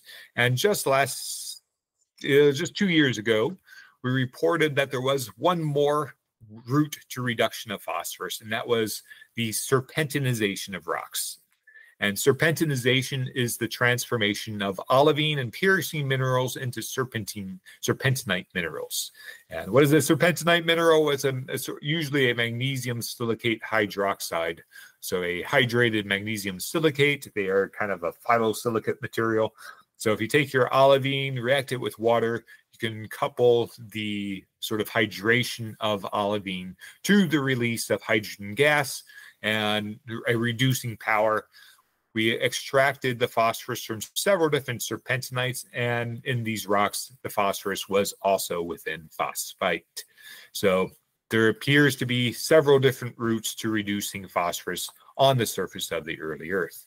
So the reduced oxidation state phosphorus was likely common on the early Earth through serpentinization, lightning, impact. And additionally, even if you just take iron oxide and react it with phosphate, you can form phosphite from that as well. So once we have reduced forms of phosphorus, which again are more soluble, can we then make these more reactive? How then does this become more useful for prebiotic chemistry leading to biomolecules? So a long-established route, for instance, investigated by Leslie Orgel and many others, is the reaction of an organic compound with a condensed polyphosphate. The example shown here is reacting it with pyrophosphate. So an organic ROH can react with pyrophosphate, making organophosphate and producing phosphate as sort of the final side product. Give you a picture of what these things look like. I've already talked about them once. This is pyrophosphate. It's a POP, has a linkage between two phosphorus that they share in oxygen. You can get bigger, such as triphosphates. They can get larger in that direction. Polyphosphates actually are used in life today, where you just have long chains of phosphate. They can get up to about 90 phosphate units in life today. And then one that is used frequently in prebiotic chemistry are these things called cyclic triphosphates. Cyclic phosphates, especially cyclic triphosphate, which is shown right here. It has a ring structure where the phosphoruses each share 2 oxygens with 2 others. And still not showing up. So these are very similar to ATP. For some reason, my ATP does not want to show, but the ATP is a molecule that is found in life today that is very similar to these polyphosphates. So these reduced phosphorus compounds can actually form polyphosphates when they react with oxidizing environments. The paper reported in 2008 showed that if you take reduced forms of phosphorus, this is the phosphite, and reacted in an oxidizing environment, in this case, we produce this oxidizing environment by reacting hydrogen peroxide with iron. And iron reacting iron 2 or iron 3, when these two react with hydrogen peroxide, they form hydroxyl radicals. This is known as the Fenton reaction.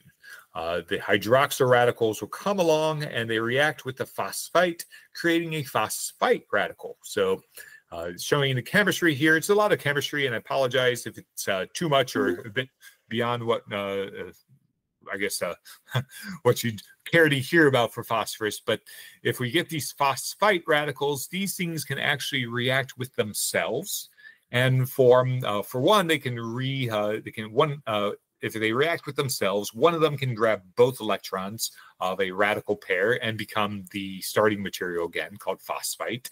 But another one can actually lose both pieces and become something called metaphosphate. And metaphosphate can react with hydroxyl and will form phosphate. But if there's enough phosphate around, it can also react with phosphate and start making pyrophosphate and triphosphate and cyclic triphosphate. Hence, having these reduced forms of phosphorus can promote chemistry that is conducive to sort of phosphorylation as we know it historically. Give you a picture of what this means. So this is a disequilibrium diagram. And what we see is we've tested a number of different phosphorus scenarios where we react different amounts of phosphite with this oxidizing environment.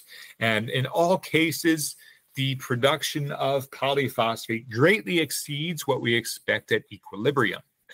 The diagram that's shown right here, 10 to the 0 is what we would expect at equilibrium. And you see in all cases that there's about 10 to the 4, 10 to the 5, even up to about 10 to the 7 times higher concentration of polyphosphate, pyrophosphate than we would expect at equilibrium. So in this case, we're taking this oxidation chemistry and generating a reactive mixture of components that can create, that are energized and capable of forming new reactants. So what this diagram here on the left is showing is that, in fact, the out of equilibrium nature of the system increases as the concentration of phosphate decreases. And so as the total concentration of phosphorus decreases, the amount of energy that's stored in the system is ever increasing. And in biology today, we would expect to see somewhere around, you can see this kind of forms a line with the data, and you might expect to see about 10 to the 8 or so at about 10 to the 1 micromolar concentration. And indeed, that is very close to what biology itself does. So ATP, the adenosine triphosphate molecule, is present in cellular material at about 10 to the 8-fold over its equilibrium. So there is a lot of inherent chemical energy available for prebiotic chemistry in this reaction. So what does that mean? Well, it means that if you take a solution in which phosphite has been oxidized by iron oxides and hydroxyl radicals and try to react it with an organic, such in this case, this is uridine. Uridine is U in RNA, so that's the U nucleobase with a ribose on it. You can actually phosphorylate uridine with this solution. And what you see here, these two peaks that are being pointed out with a red arrow are the uridine monophosphates. And very interestingly, we may have also been able to dimerize uridine.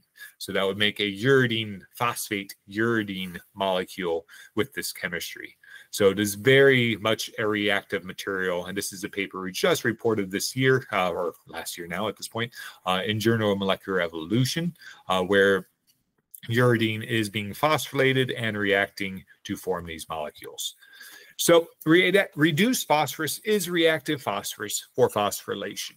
And I've shown this example here, which is on the left, which is the oxidation. If you oxidize the reduced forms of phosphorus, you can form condensed phosphates, which have been used in prebiotic chemistry to form the molecules of life today. But one other possibility that we are exploring even today, and I will not spend much more time on, is on the formation of imidophosphates. Imidophosphates have a phosphorus-nitrogen bond. And it turns out that if you use reduced phosphorus compounds, imidophosphates are a major component of the product that you can get from these reduced forms of phosphorus. And these PN molecules are very good phosphorylating agents, perhaps better than imidazole in these reactions. This is a paper reported in 2019 and are working on even today. So, to summarize, phosphorus is a key element in life, yet its incorporation in biomolecules is problematic because phosphate is poorly soluble and poorly reactive. Using reduced forms of phosphorus, reduced oxidation states of phosphorus, such as phosphides and phosphites, can overcome these difficulties. We've been looking for various sources of both of these components, meteorites, lightning impactites, serpentinization, many other redox processes can form reduced forms of phosphorus. And this is something that's relatively new, that there are oxidation states of phosphorus beyond phosphate on the surface of the Earth. And then once you have them in reduced form, if you oxidize them, you can make things that are more useful for biology, things that we see in life today, and that couples to chemical energy production. So with that, I'd like to say thank you to my many collaborators, and several of them are listed here. I'll note that in the United States, I get funding from mostly NASA, but also from NSF, and I'll be happy to take any questions you might have as well.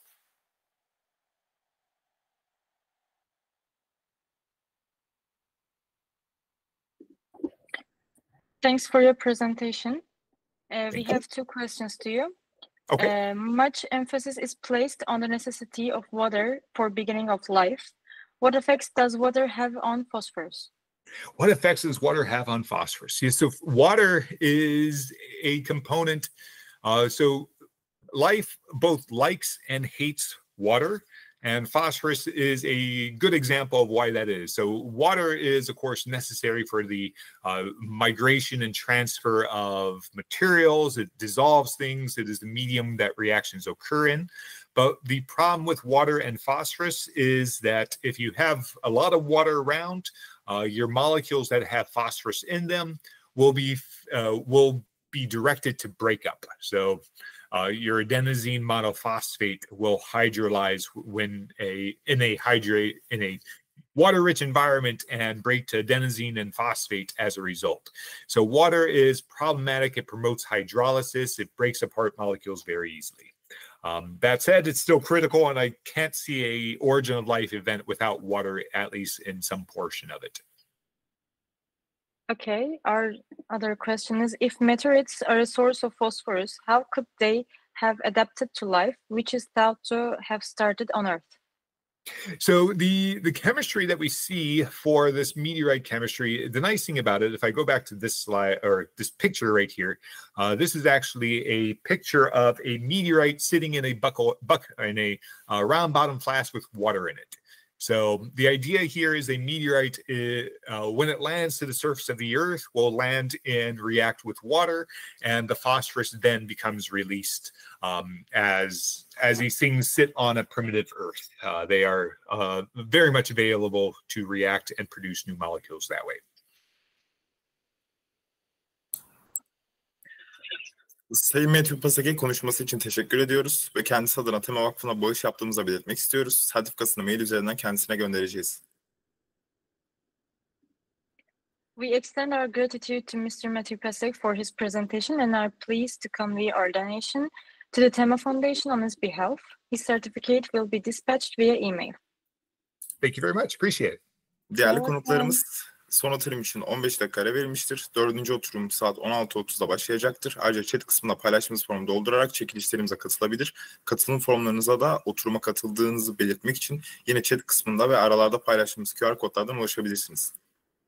Esteemed guests, a 15-minute break precedes the fourth session. The second session will commence at 16:30.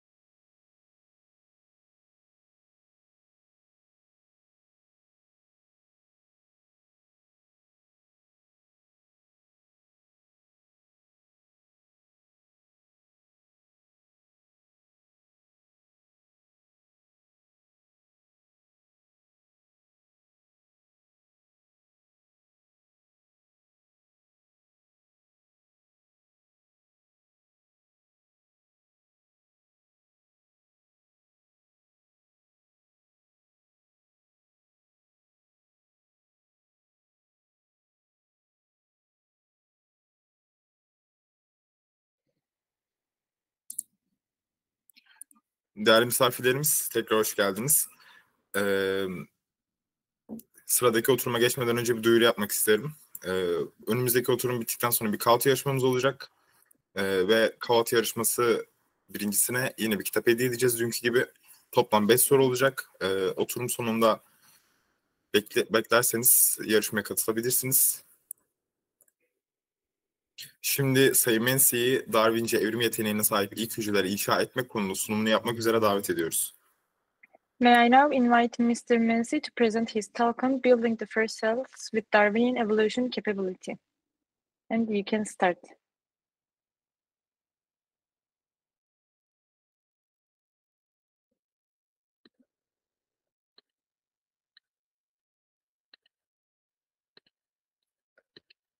Okay, you hear me? Yes, we can. Yes. Okay, great. Can.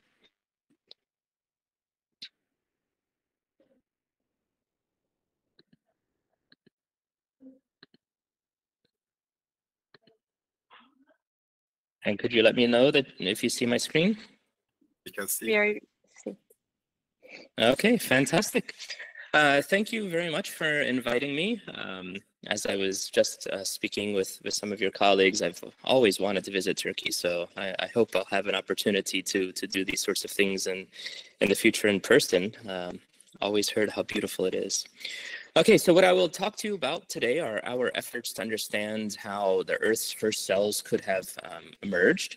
And there's a bit of an emphasis on a system that's capable of undergoing Darwinian evolution, but there's a little bit of other stuff as well. So, you know, the main grand goal, of course, as I just said, is understand how the Earth's first cells could have emerged. And so that means a variety of things. It means, as I just said, a system capable of Darwinian evolution, which of course suggests that we need to not only have a growing and dividing lipid compartment, but we also need to be able to replicate a genome. And we're also interested in making something that can eventually be fueled by food, basically, because that's how biology functions. So we need to start thinking about how we can integrate some sort of metabolism so we can keep the system out of equilibrium. And so, we work on several different facets here, and we hope that eventually we'll be able to put these pieces together to either help us understand how the first cells could have emerged on Earth, or at least to understand, plausible scenarios how life could have emerged either on our planet, on other planets, or at the very least gain insight into the sort of fundamental chemistry and physics that underpin biology as we know it. But when you look at things like biology in general, or thinking about the emergence of a protocell, of course, the obvious thing is that they're built from biological parts. And so those things are lipids, amino acids, nucleotides, etc. And so many people who work in the origins of life field, they're interested in trying to understand how these building blocks were synthesized. And that's extremely important work. That's not the type of work that I personally do. I presume that these things were already present on the planet, and we think about how these pieces could have come together to give rise to a cell. And so when you do look at the literature, in which people have done a lot of fantastic work on how you can build, again, lipids, amino acids, nucleotides, etc., what you find is that they tend to describe different solution conditions, environmental conditions. And so we don't have things that are always in the same little pond. And so, there are debates, of course, as you've probably already heard in the last couple of days, as to what kinds of environments could have led to the emergence of life. I don't want to get into these debates today. I'll just say that we typically thought of early Earth surface conditions as being places that were conducive to the emergence of life. And as I said, the synthesis of each one of these building blocks, when you look in the literature, they always seem to require a little bit different conditions. And so you start to think of, instead of one little warm little pond, maybe multiple little ponds that have each one of these building blocks perhaps inside of these regions. And so the question becomes, how can we get these building blocks to come together to give rise to a protocell? And so some hypotheses out there are things like you have little streams or rivulets that connect these bodies of waters and bring the pieces together. And that's absolutely fine. I don't have really any criticism of that. It's just that in my mind, there had always been another scenario that seemed to have been neglected that I had always found fascinating. And that is, could it have been possible that aerosols would have played a role in these processes? And one of the reasons why I really like this hypothesis is because it's relevant to any rotating planet with a body of water on it. So this is something that was absolutely present on our planet and is absolutely present on other planets that are out there in our universe. And so that's one reason why I've been fascinated by it. But there's a second reason that I've been really fascinated by this, which is there was a hypothesis that was put forward by Professor Veronica Vaida quite some time ago, as you can see in the reference at the bottom of this slide. And what she had noted is if you have bodies of water with amphiphiles or simple lipids, they would naturally partition to the air-water interface. And through any sort of disturbance of the water, wind action, waves crashing against rocks, whatever, you'll disperse aqueous aerosol particles into the air. And there again, the lipids would partition to the air-water interface. And so you get a monolayer of lipids surrounding these aqueous aerosol droplets. And as they fall back down, either into the same body of water, or a different body of water, they can encounter, again, lipids at the air-water interface, which would provide a second layer of lipid that would give you a bilayer membrane.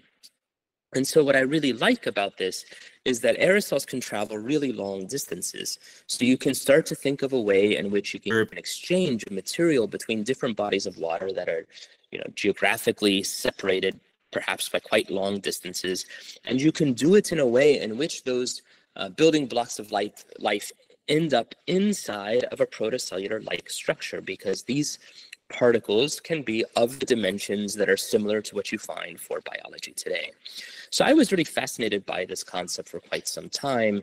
And when I first encountered this, I also thought this basically has to work. It looked very logical to me. And the reason why it looks so logical to me, for those of you that work with making vesicles or liposomes or lots of different types of research projects that are out there today, it may look similar. And that's because people, in particular those that are interested in making vesicles by microfluidics devices, it's a similar trick that's often exploited. So you have water and oil emulsion droplets, so you have aqueous particles dispersed in oil, and you pass these aqueous droplets through an interface between, oil and water again to pick up the second layer of lipid. And so basically, to me, these are the same sorts of processes, right? So all we've done is we've swapped out the oil and substituted that with air. And this sort of vesicle synthesis methodology from water and oil emulsions is quite commonly used today. It's a robust technique. And so again, to me, I thought this all makes sense. We would expect something like this to work. It wasn't easy to set up these experiments. I had a sort of courageous postdoc, Serge Nader, who went into the lab and built a system to make these aerosols. And so I won't go through all of the pieces that are involved in this. It's all controlled off of a computer, so we can do these things somewhat precisely.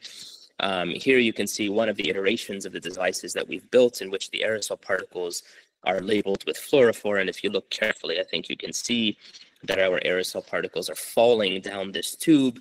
And at the bottom there, we have a little petri dish that's representing the body of water that these aerosols would fall into. So we started off with really simple experiments.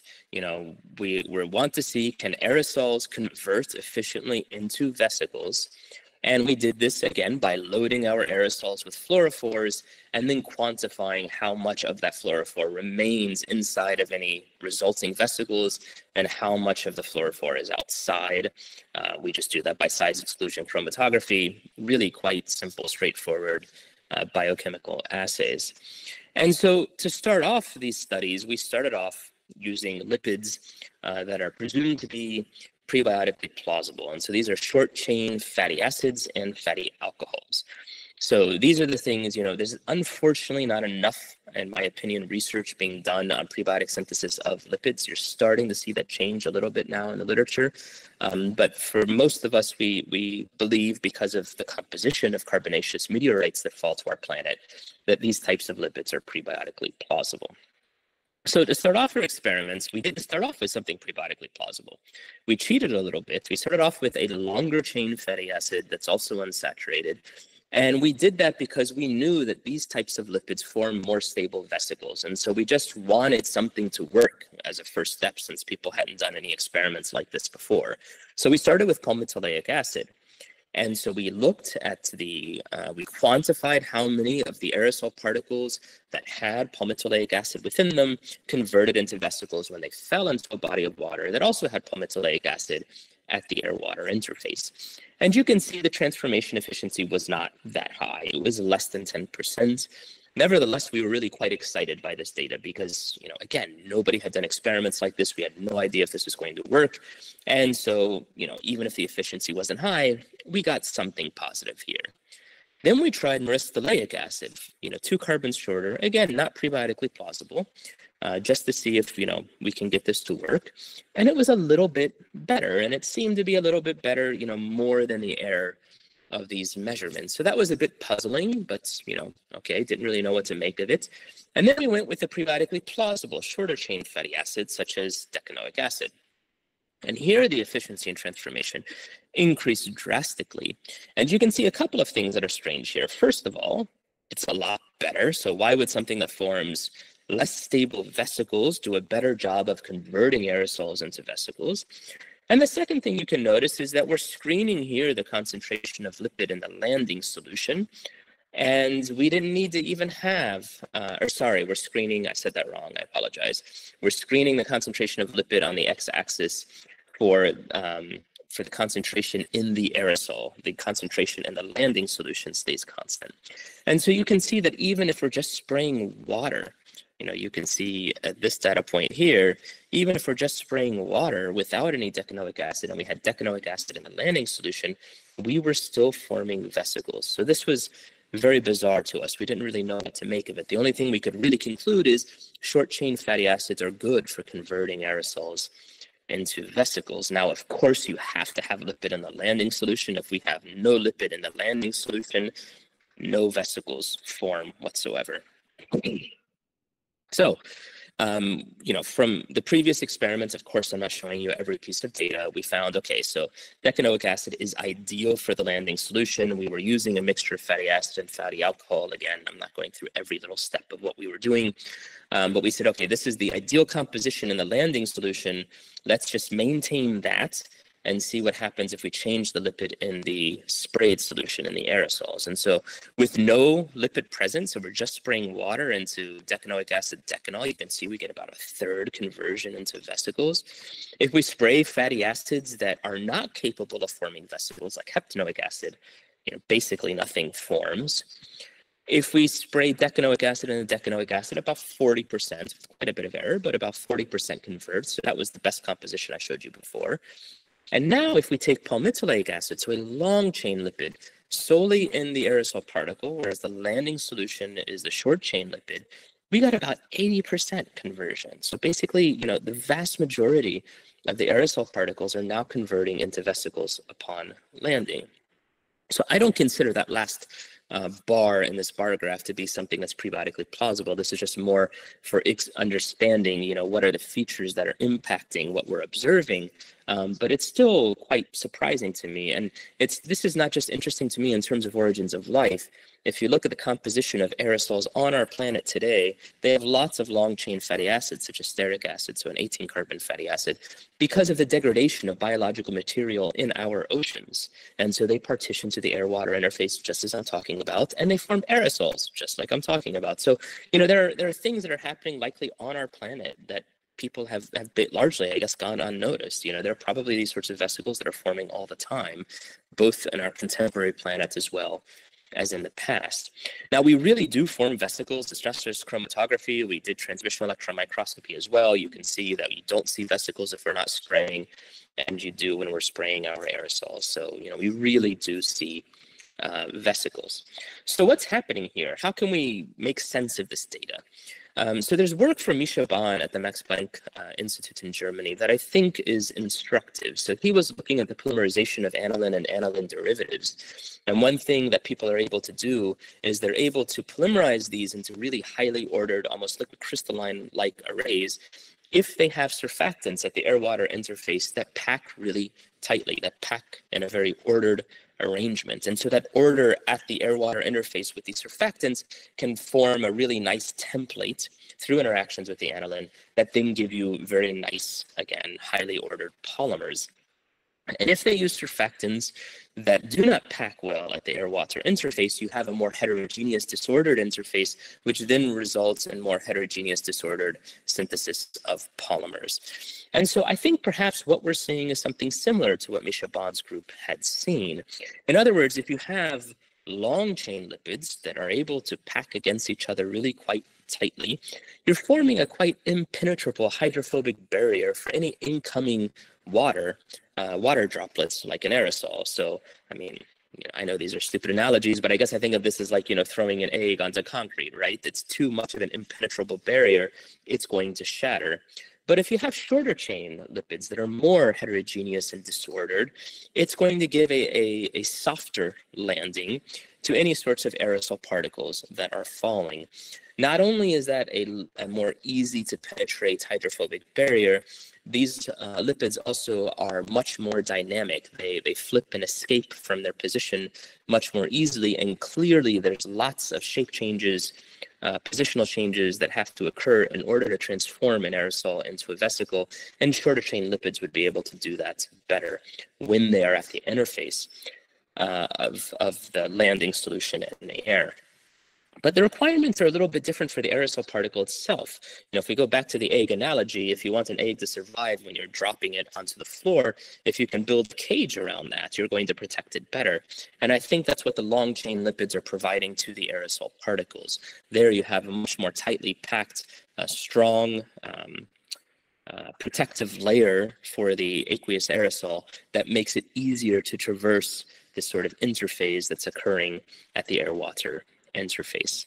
So these are just hypotheses. We are doing a lot more experiments right now, and we're initiating collaborations with computational chemists to see if we can nail down a mechanism a bit better. But, that's what I wanted to tell you about aerosols. I think this is an exciting, for me at least, exciting new way to think about how protocells could have formed, how it could have brought the building blocks together into cell-like or cell-sized compartments. I don't mean to suggest that this is the only way protocells can form, because that's not true. I mean, you mix fatty acid and water and just shake it, you will make vesicles, you'll make protocells. That's not that big of a deal. This is just an additional mechanism that has the added advantage of bringing together building blocks from disparate regions of the planet. So, now I have addressed at least one plausible mechanism or scenario for bringing the building blocks together. How can we start thinking about these sorts of protocellular structures growing and dividing? So there's been, a good amount of history already on people doing these sorts of studies. We're certainly not the first. And the reason why these studies work basically is because they use these prebiotically plausible lipids, which I'm showing you at the bottom here. Again, decanoic acid. What you see for comparison at the top is a typical diisophospholipid. So POPC, it's got an oleic acid and palmitic acid. Fatty acid chains esterified to a glycerol with a phosphocholine head group. The reason why I'm pointing these two things out, the types of lipids you see in biology and the types of lipids that people typically use for building prebiotically plausible protocells, is because they have very different characteristics. So diisophospholipids form very, very robust vesicles that do not really do much. They're very static, kinetically trapped structures. Fatty acids are much, much more dynamic. So they can flip between leaflets on like a millisecond time scale. They can escape from the membranes and equilibrate with other vesicles that you have in solution. They can form a variety of different structures, including micelles and free monomers and vesicles. And there's equilibrium between all these things. They are not kinetically trapped structures the way diisophospholipids are.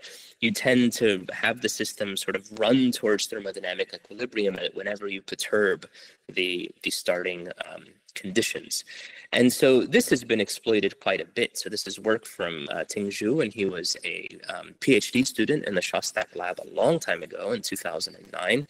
And you can see that when they mix fatty acid micelles with fatty acid vesicles, they go through these shape changes as they grow into long thread-like structures that are less stable, and then they tend to break apart into daughter vesicles. So The videos are a bit long. I don't really want to wait till the very end for you to see that they break apart into daughter vesicles, but they do. And this has been known now for quite some time. And again, this is a direct result of the highly dynamic nature of fatty acids, things that you cannot do with diacylphospholipids. So this is, it's very conducive. It's why people love using fatty acids for making protocells.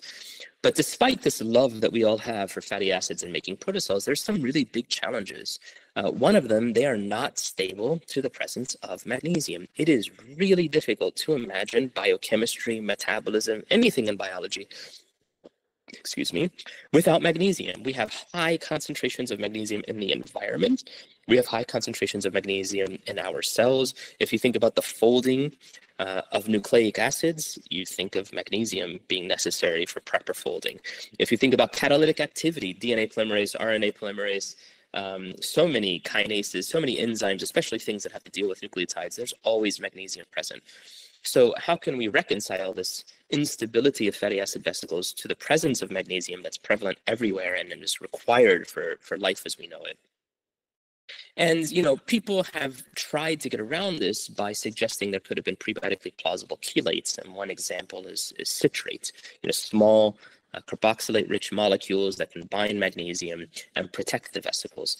And while that's true and that works, you can make the vesicles survive in the presence of these prebiotically complex magnesium citrate molecules. The problem is, for reasons that's unclear to us, even if the vesicles survive, they don't grow or divide. And so, again, this has been a sort of stumbling block in the field. We've known for some time you can get growth and division of fatty acid vesicles, but they weren't compatible with the types of nucleic acid chemistry that you would need to envision a type of Darwinian evolutionary process commencing. So, there was work from the Krishnamurthy laboratory at Scripps that showed if he was studying what he believes to be as a prebiotically plausible phosphorylating agent. And so if you mix fatty acid and glycerol and diamidophosphate together, what you get is a molecule that we refer to as cyclophospholipid. So you can just see it's a fatty acid esterified again to a glycerol, and you have this cyclophosphate head group that is there. And so they have a very nice paper on this work. There was more to it than just the lipids. And so we were really interested in knowing, well, what are the properties of these lipids? Could these form protocells that give us the types of characteristics that we're looking for? And so we worked with Ram's group, and the first thing we found is they form really stable vesicles. So cyclophospholipids will form vesicles at every pH we looked at. This is not true for fatty acids. Fatty acids need a really narrow pH range that's around the pKa of the carboxylate head group. They're also really stable in the presence of magnesium. So while this doesn't look super fantastic, it's much better than fatty acids. So what I'm showing at the bottom, that bottom curve there, is a composition of fatty acids with some additives that's considered to be one of the best ones for surviving magnesium. And you can see how poorly it does in retaining intract material as a sort of proxy for stability. And you can see how much better the one that's labeled in red, the cyclophospholipid, is. And we also tried dumping in high concentrations of sodium, like seawater levels of sodium. And so you have a mixture, which is more plausible, right? You're not going to just encounter magnesium, you're going to encounter a mixture of metal ions. And so if you see what this data looks like in front of you, having environmentally plausible concentrations of sodium and magnesium mixed together, the vesicles are even more stable. And I think that's just, screening effects, basically. You're interfering between the charge interactions between the magnesium and the carboxylate. These are not carboxylates, between the cyclophosphate head groups. So, the point of these really early studies that we did is we have something that's stable to environmental conditions and stable to the concentrations of magnesium needed to carry out nucleic acid chemistry. So the next question is, do these same sort of vesicles grow and divide? And the little problem that we encountered here is traditionally when you study fatty acid vesicle growth and division, the trick is you feed vesicles with micelles. And this is a trick because you form micelles at really high pH, you form vesicles at a bit lower pH. So you just have a strongly buffered solution of vesicles. You mix in your high pH micelles that are not buffered, and they sort of fuse into the vesicles and give you growth. We could not do this with our cyclophospholipids because they basically form vesicles under all the conditions that we tested.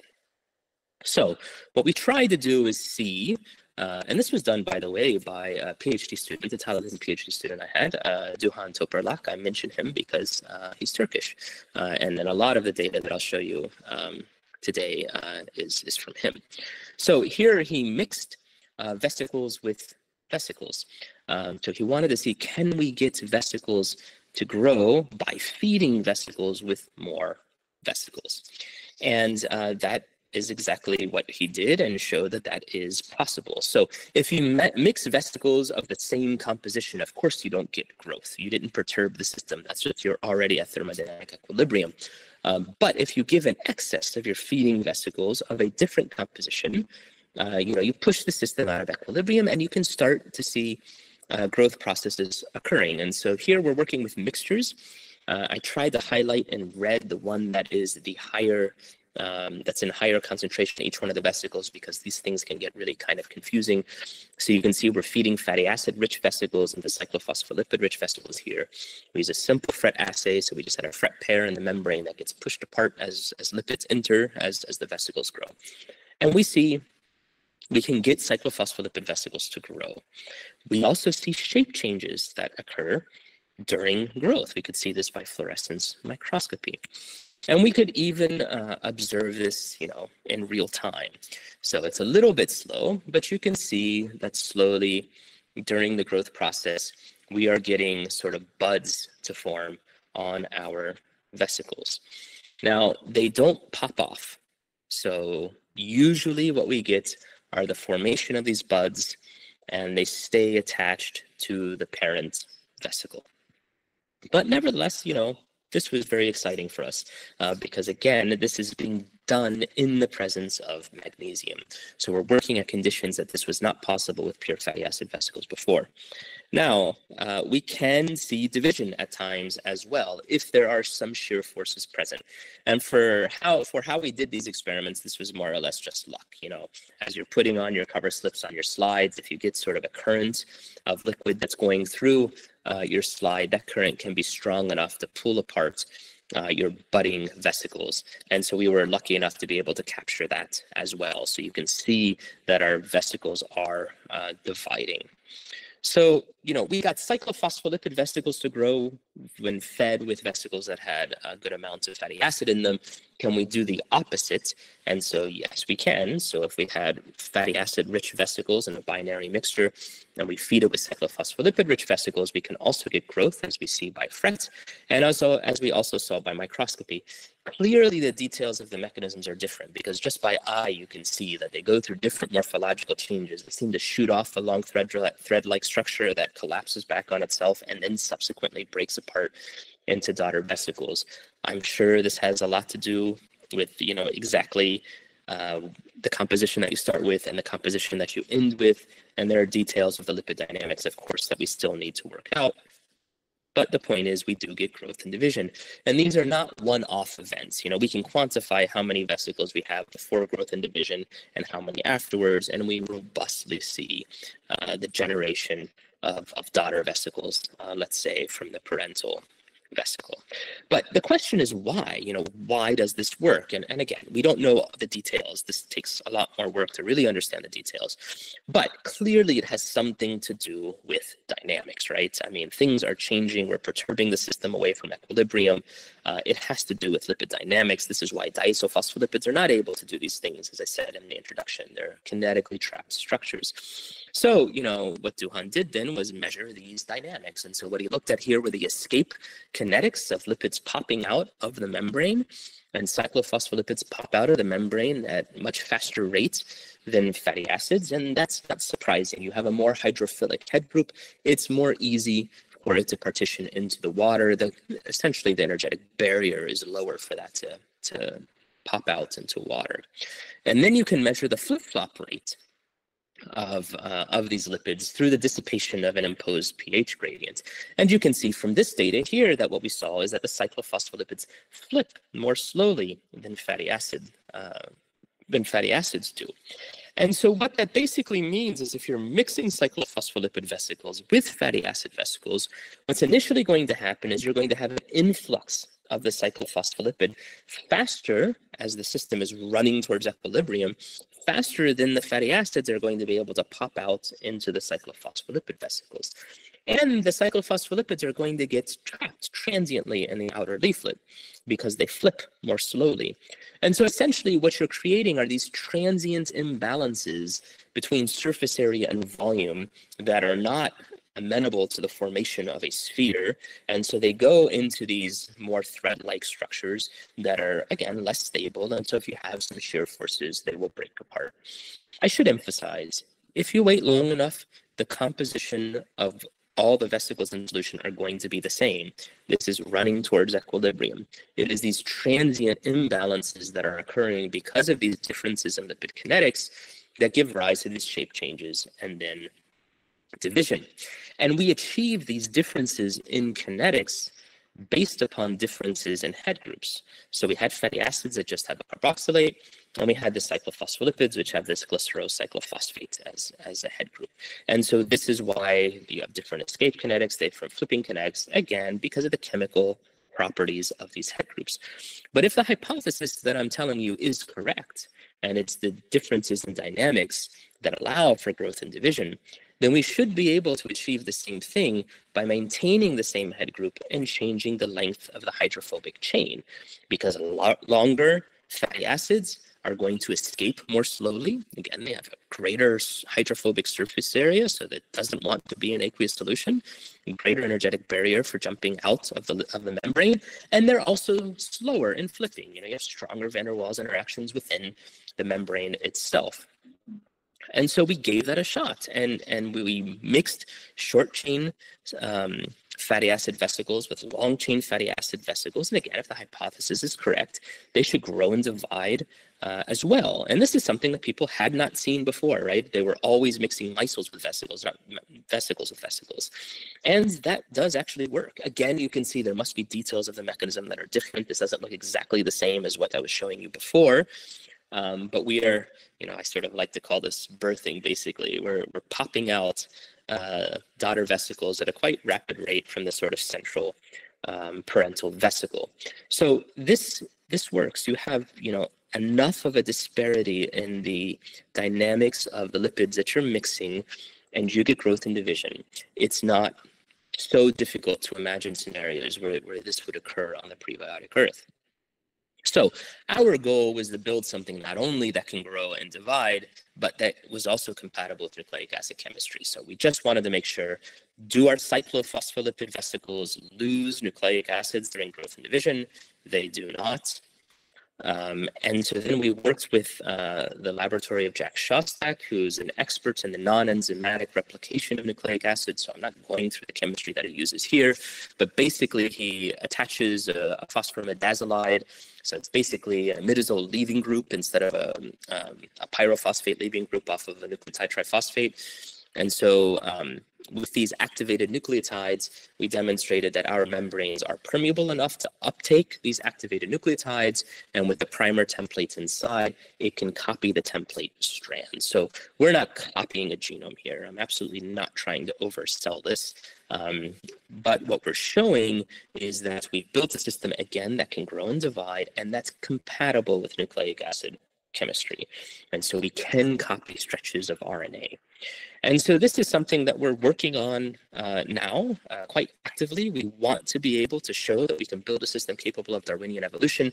And I don't deny that I'm a little bit impatient for waiting for all of this non-enzymatic stuff to be perfected. So we're also now exploiting enzymes to demonstrate that we can actually get replication, full big pieces of nucleic acids inside of these vesicles. And we want to apply some selective pressures and see what, how we can get the system to evolve. And if I'm not taking too much time, because I'm not monitoring myself, if I am taking too much time, you can just sort of shout and tell me to wrap up, because I can wrap up here. But I just wanted to have just a few extra slides. It's not a lot on our efforts in trying to understand early metabolic type systems that could potentially fuel early protocellular structures.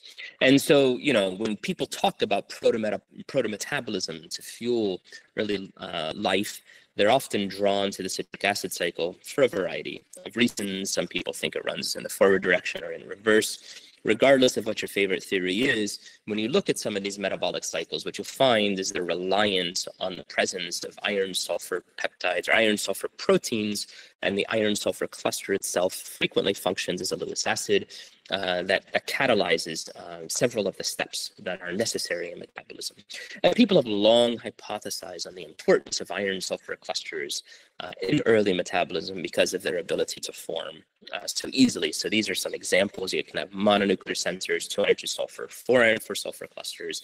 They're typically ligated by cysteines, and you have bridging, inorganic sulfides. And, traditionally when people talk about these things, they say, well, there were no proteins that could stabilize the formation of these things like in biology today.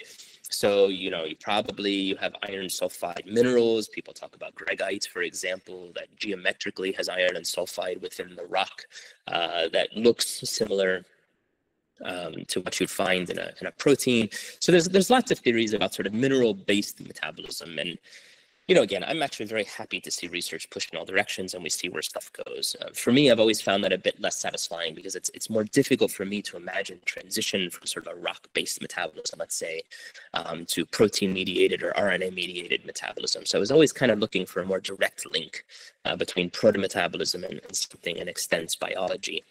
And so one thing that really caught my attention is the Cowan group at Ohio State University.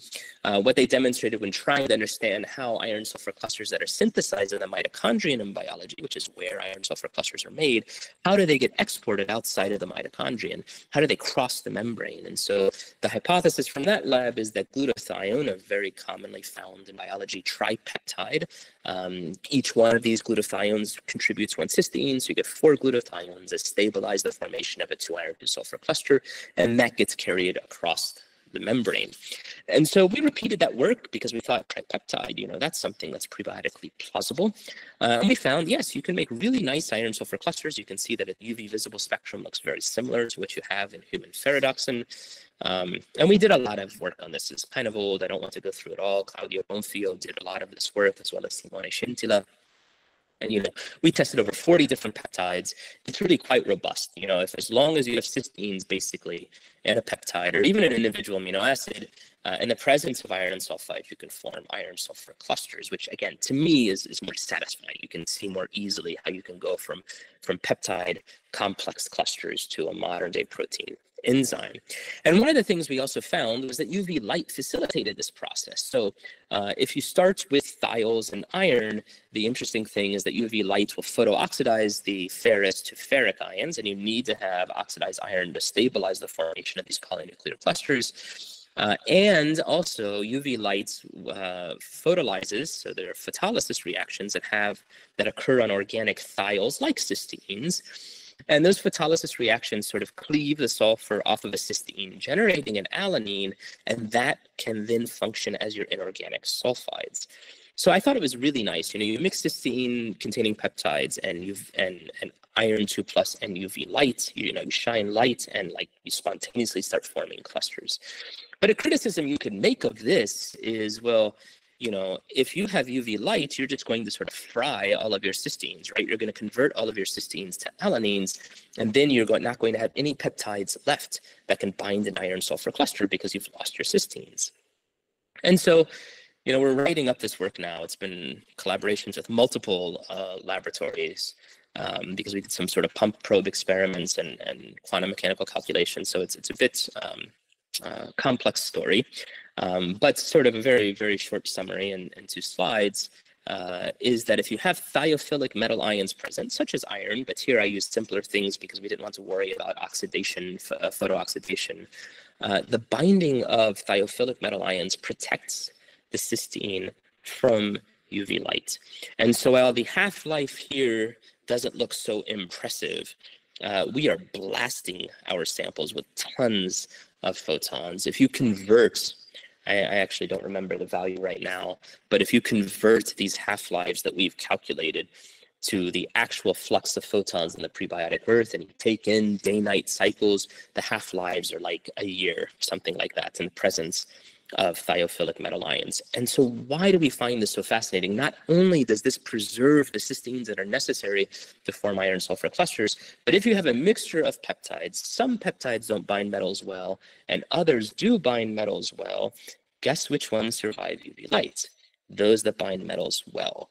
And so I think it's possible to start thinking about early selection for peptides that give you the same metal binding motifs that you find in modern day protein enzymes. And you can do this again with a very few number of components. So, I told you a bit of how I think protocells, one mechanism, not the only mechanism in which protocells could have formed from aerosols. I told you about our efforts in trying to make a system that can undergo Darwinian evolution, and, a tiny bit at the very end about our attempts to understand what kind of things could have been present to mediate early forms of protometabolism. And I'm happy to take any questions. These are the people who contributed to the stories that I have told you. They're not, my current members of my lab, and they're not everyone who's ever worked for me or anything like that. These are the people who contributed directly to the data that I showed you. Thank you.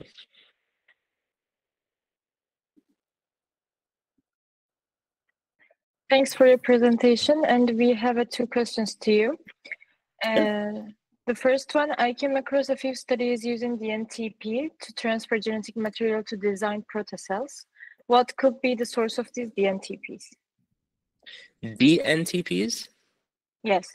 So deoxy. So, that's not something I've ever really looked at.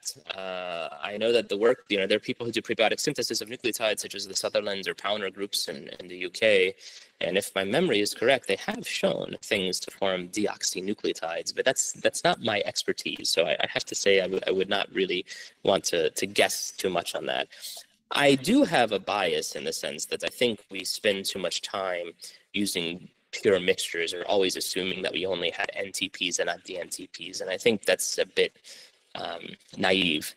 So, my bias would always be that we have lots of types of nucleotides present, maybe not always ribose, probably the majority are ribose. And some of them, probably were deoxy, and we should start thinking more about these mixtures. Iron sulfur clusters in biology are involved in the synthesis of deoxynucleotides from ribonucleotides. So those are not experiments we've ever tried to perform, but that would be one, I think, interesting avenue trying to investigate, whether the types of iron sulfur peptides I talked about could help mediate the formation of deoxynucleotides. But beyond that, I'm sorry, I can't say something more interesting. Okay, and the other one, does the length of lipid structures provide an advantage in primitive Earth conditions or in the origin of life? So do smaller structured lipids provide any advantage? So I think everything is a balance. So the shorter chain lipids are more conducive to the types of dynamics that I told you that we need to get growth and division. However, they're less stable and they're more susceptible to the degradative effects of metals and probably many other things. So it's a balance, and what is the exact length? I think all these things are difficult to say because we do our best to try to look at prebiotically plausible stuff, but it's hard to really know which molecules, of course, were there. So I view our work more as trying to understand what kind of chemical, physical properties were necessary to give us the types of behavior that were needed for the emergence of a protocell. So things that don't bind metals tightly in the head groups, that are long enough to give you enough stability to survive environmental conditions, but are short enough to give you the types of dynamics that you need for growth and division. In my opinion, it's sort of better to think in those sorts of terms. Of course, if you're trying to build a model system in the lab, then you have to dig into the details of what I need to actually get the experiments to work. It's a bit hard to, in my opinion, to sort of generalize to precisely which lipid would be needed. But stability and dynamics, that's how I view basically everything when it comes to lipids. I'm talking a lot, I will say one more thing. We rely completely on environmentally provided lipids right now. So I think the really fun experiments would be, if those organic chemists who work in the field demonstrate mechanisms that we could, through some sort of protometabolism, make the lipids, then I think we can start doing much more fun experiments. Okay, thank you. Mm-hmm. Thank you for your answers. Sayın Mensi'ye konuşması için teşekkür ediyoruz ve kendisi adına Tema Vakfı'na bağış yaptığımızı belirtmek istiyoruz. Sertifikasını mail üzerinden kendisine göndereceğiz.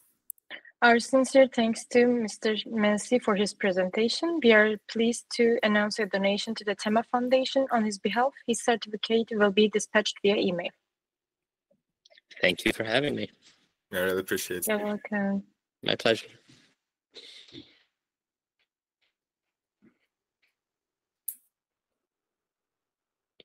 Do I disconnect now, or what is the? If you want, you can. Okay. Thank you again. Bye. You're welcome. Bye bye.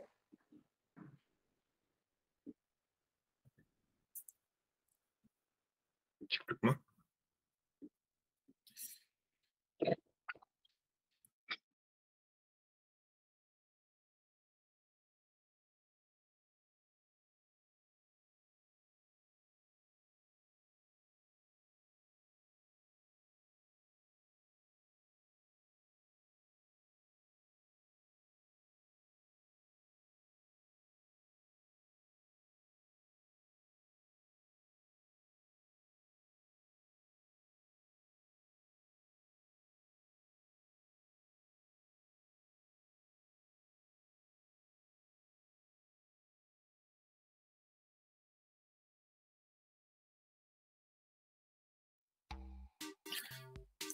Arkadaşlar merhaba tekrardan. Başlıyor. İkinci yarışmamız. Dediğimiz gibi toplam 5 soru. Soruları hocalarımızın yaptıkları slaytlardan derledik. Bu sefer biraz daha çekişmeli bir yarışma olacağını düşünüyorum. QR'ı okutarak veyahut da pini siteden, uygulamadan girerek yarışmaya ulaşabilirsiniz. Evet, yine yeşil sıvılı deney tüpü. Hoş geldin.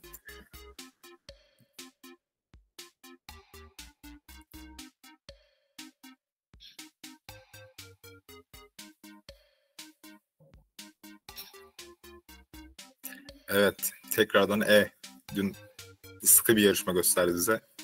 Sıkı sıkıya tutundu. Keza deney tüpü de öyle.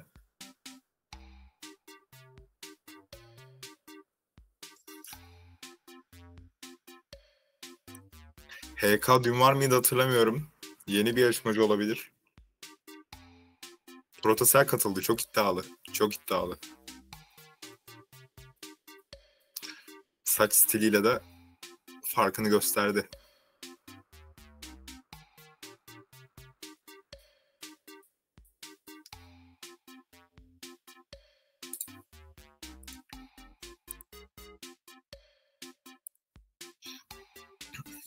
Biraz daha bekleyelim. 10'a tamamlansın.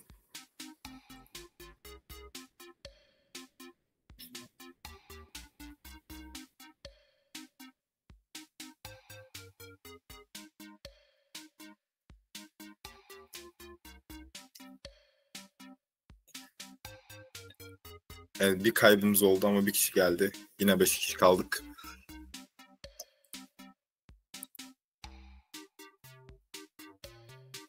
Ali geldi.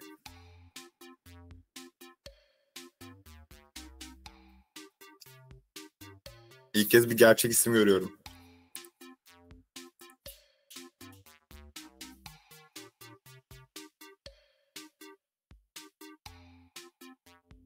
Yedi, 8 kişi ideal bence. Zaten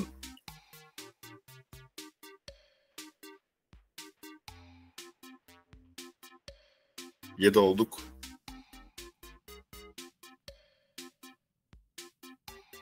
Evet, şimdi çok beklenen Astrobiology konferansının ikinci gününde kaut yarışmamız başlamak üzere. 20'den geriye sayıyorum içimden. Gelecek varsa acele etsin. Çünkü bu ödül kaçmaz. Bu kitap ödülü kaçmaz. Ben olsam kaçırmazdım. Moderatör olmasam, katılabilsem yarışmaya sahnesinde katılırdım.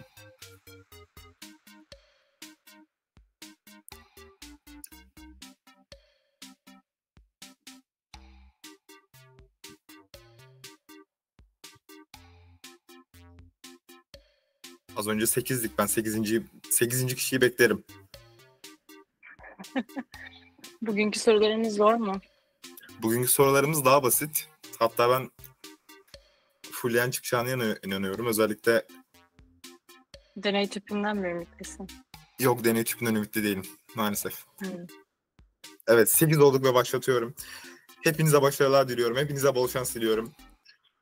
Bildiğiniz doğru olsun, bilmediğinizi sallarsanız umarım tutar falan. İşte güzel sözler. İlk sorumuz ekranlara gelmek üzere. Bugün ilk sunumunda sıkça bahsedilen hipotezin adı nedir?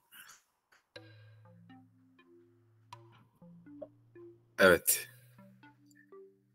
Kendisinin böyle bir kitabı da vardı hatta.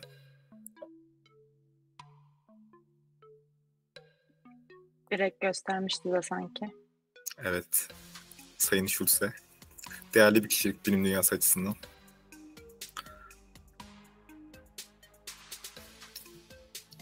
Son 35 saniyenin içindeyiz.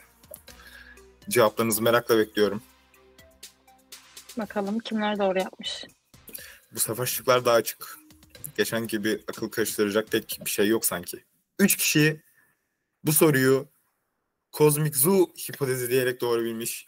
2 kişi Origin of Life hipotezini atlamış. 2 kişi Astrobiology hipotezini atlamış ama maalesef yanlış bildiler. Maalesef. Bakalım deney tüpü ipi göğüsledi. Ök ve protosel onu sıkı sıkıya takip ediyor. Diğerleri hala yakalayabilir. 5 soru az gibi gelmesin. İkinci sorumuz ekranınıza geliyor. Ekstrem şartlarda yaşayan uzay araştırmalarında önemli bir canlı hangisidir? Ekstrem şartlar. Bakın, ekstrem şartlar.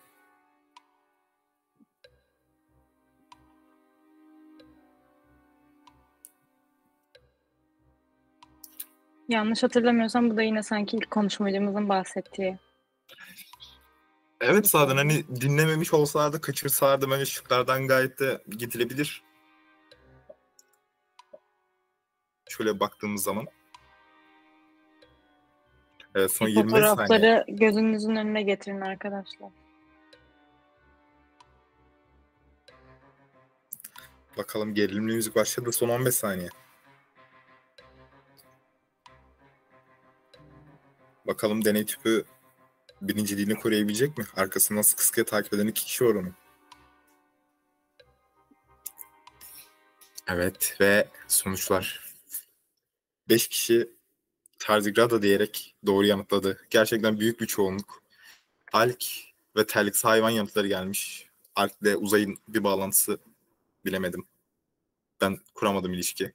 Ök öne geçti. Ök birinci şu anda. Gerçek bir geri dönüş hikayesi izledik. Protosel de ikinci. Onu aralarında 400 puan olsa da kapanmayacak fark değil. 400'de kapanır, 4000'de. Üçüncü sorumuz. Günün ikinci sunumunda bahsedilen aşağıdaki elementlerden hangisi denizlerde yoğun bir şekilde bulunmamaktadır? İkinci sunumu hatırlarsınız.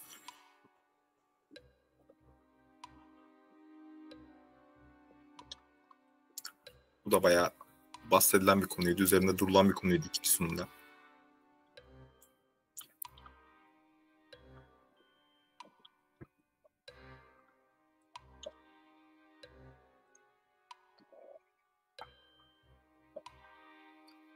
Mustafa hocamız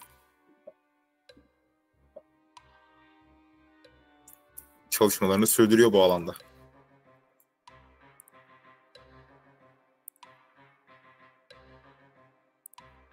Son 10 saniye. Scoreboard'u gözetiyor olacağım. Değişiklik var mı? Evet, sonuçlarımız geliyor. Sonuçlarımız geliyor. 5 kişi mangan diyerek doğru yanıtlamış. Nasıl bir çoğunluk? Ne güzel Maalesef dinliyorsunuz. bir kişi, bir Asot demiş. kişimiz. Olsun. İyi bir sallama şimdi. Yani çok uzakta diyemem. Ök birinciliğini koruyor. Artık son düzlükteyiz. Bakalım protosel yetişebilecek mi? Deney tüpü kaybettiği o koltuğu geri alabilecek mi? Ve artık aşağıdakiler için hayat zorlaştı. İhtimaller azaldı. Bolca bahseden uydu. Evet.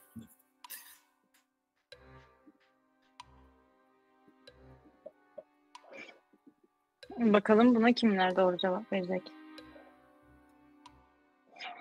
Bence ök verebilir. Ök gerçekten çok sıkı takip etmiş tüm konferansı.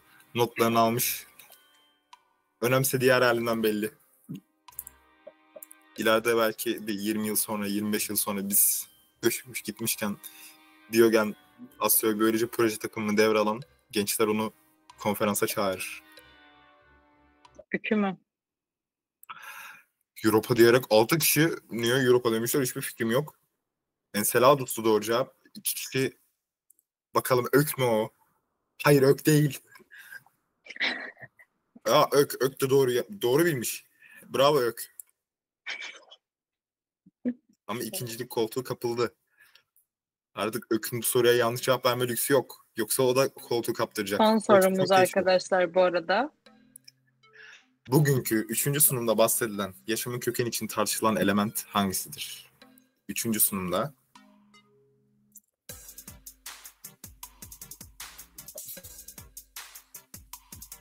Metin hocamız bahsetmişti onu da. tüm çalışmaları bunun üstüne epey bir tepkimelerden bahsetti. Böyle bir gözünüzün önüne getirirseniz element kısaltması falan filan mutlaka canlanır. Son 25 saniyedeyiz. Bakalım Son o çok dakika istediği değişikliği olacak kitabı, mı? çok istediği kitabı ök kazanabilecek mi? Çok istedi bunu, başarmak istedi. Belki de sırf o kitap için kaç saattir, 5 saat epeydir konferansı izledi. Takip etti, yılmadı ve emeklerinin karşılığını alabilecek mi? Ök. Bakalım. 5 kişi doğru yanıtlamış, 2 kişi azot ve hidrojen demiş, yanılmışlar maalesef. Ve izniniz olursa, Ayşenur Hanım izniniz olursa Buyurun. liderlik Buyurun. tablosunu Buyurun, bir göz görelim. önüne seriyorum. Evet, üçüncümüz maalesef ki bugün alıştığımız performanstan uzaktı. Protosel yapamadı. Çok istediği yapamadı ve birinci. Ök. Gerçek anlamda inanılmaz bir performanstı. Hani 5 sorunun takip ettiğim kadarıyla 5'ine de doğru yanıt verdi Ök. İnanılmaz, inanılmaz. Ben bile Tebrik yanılırdım. ediyoruz kendisini. Kendisi YouTube sohbet kısmından adını soyadını yazarak ve YTÜBiyogen Instagram hesabına takip edip ulaşarak ödülünü alabilir. Tebrik ediyoruz. Yıldız Teknik Üniversitesi Biyoteknoloji ve Genetik Kulübü olarak bu sene 3.'sünü düzenlediğimiz Astrobiyoloji Konferansı etkinliğimiz sona ermiştir. Bizleri onurlandırarak davetimizi kabul eden bütün konuşmacılarımıza ve siz değerli katılımcılarımıza teşekkür ederiz. Katılım belgeniz için birazdan paylaşacağımız linkten son oturumunuzun katılımını sağlayabilirsiniz. Gelecek etkinliklerimizden haberdar olmak için sosyal medya hesaplarımızı takip edebilirsiniz. Sıradaki etkinliklerimizde görüşmek dileğiyle. Sağlıkla kalın, bilimle kalın. The Astrobiology Conference, hosted by the Biotechnology and Genetics Club of Yıldız Technical University, has reached its conclusion. We extend our thanks to all esteemed speakers and valued participants. You may access the last session for your attendance certificate through the link to be shared shortly. Stay informed about future events by following our social media accounts. We look forward to your presence in our upcoming events. Stay healthy, stay scientific.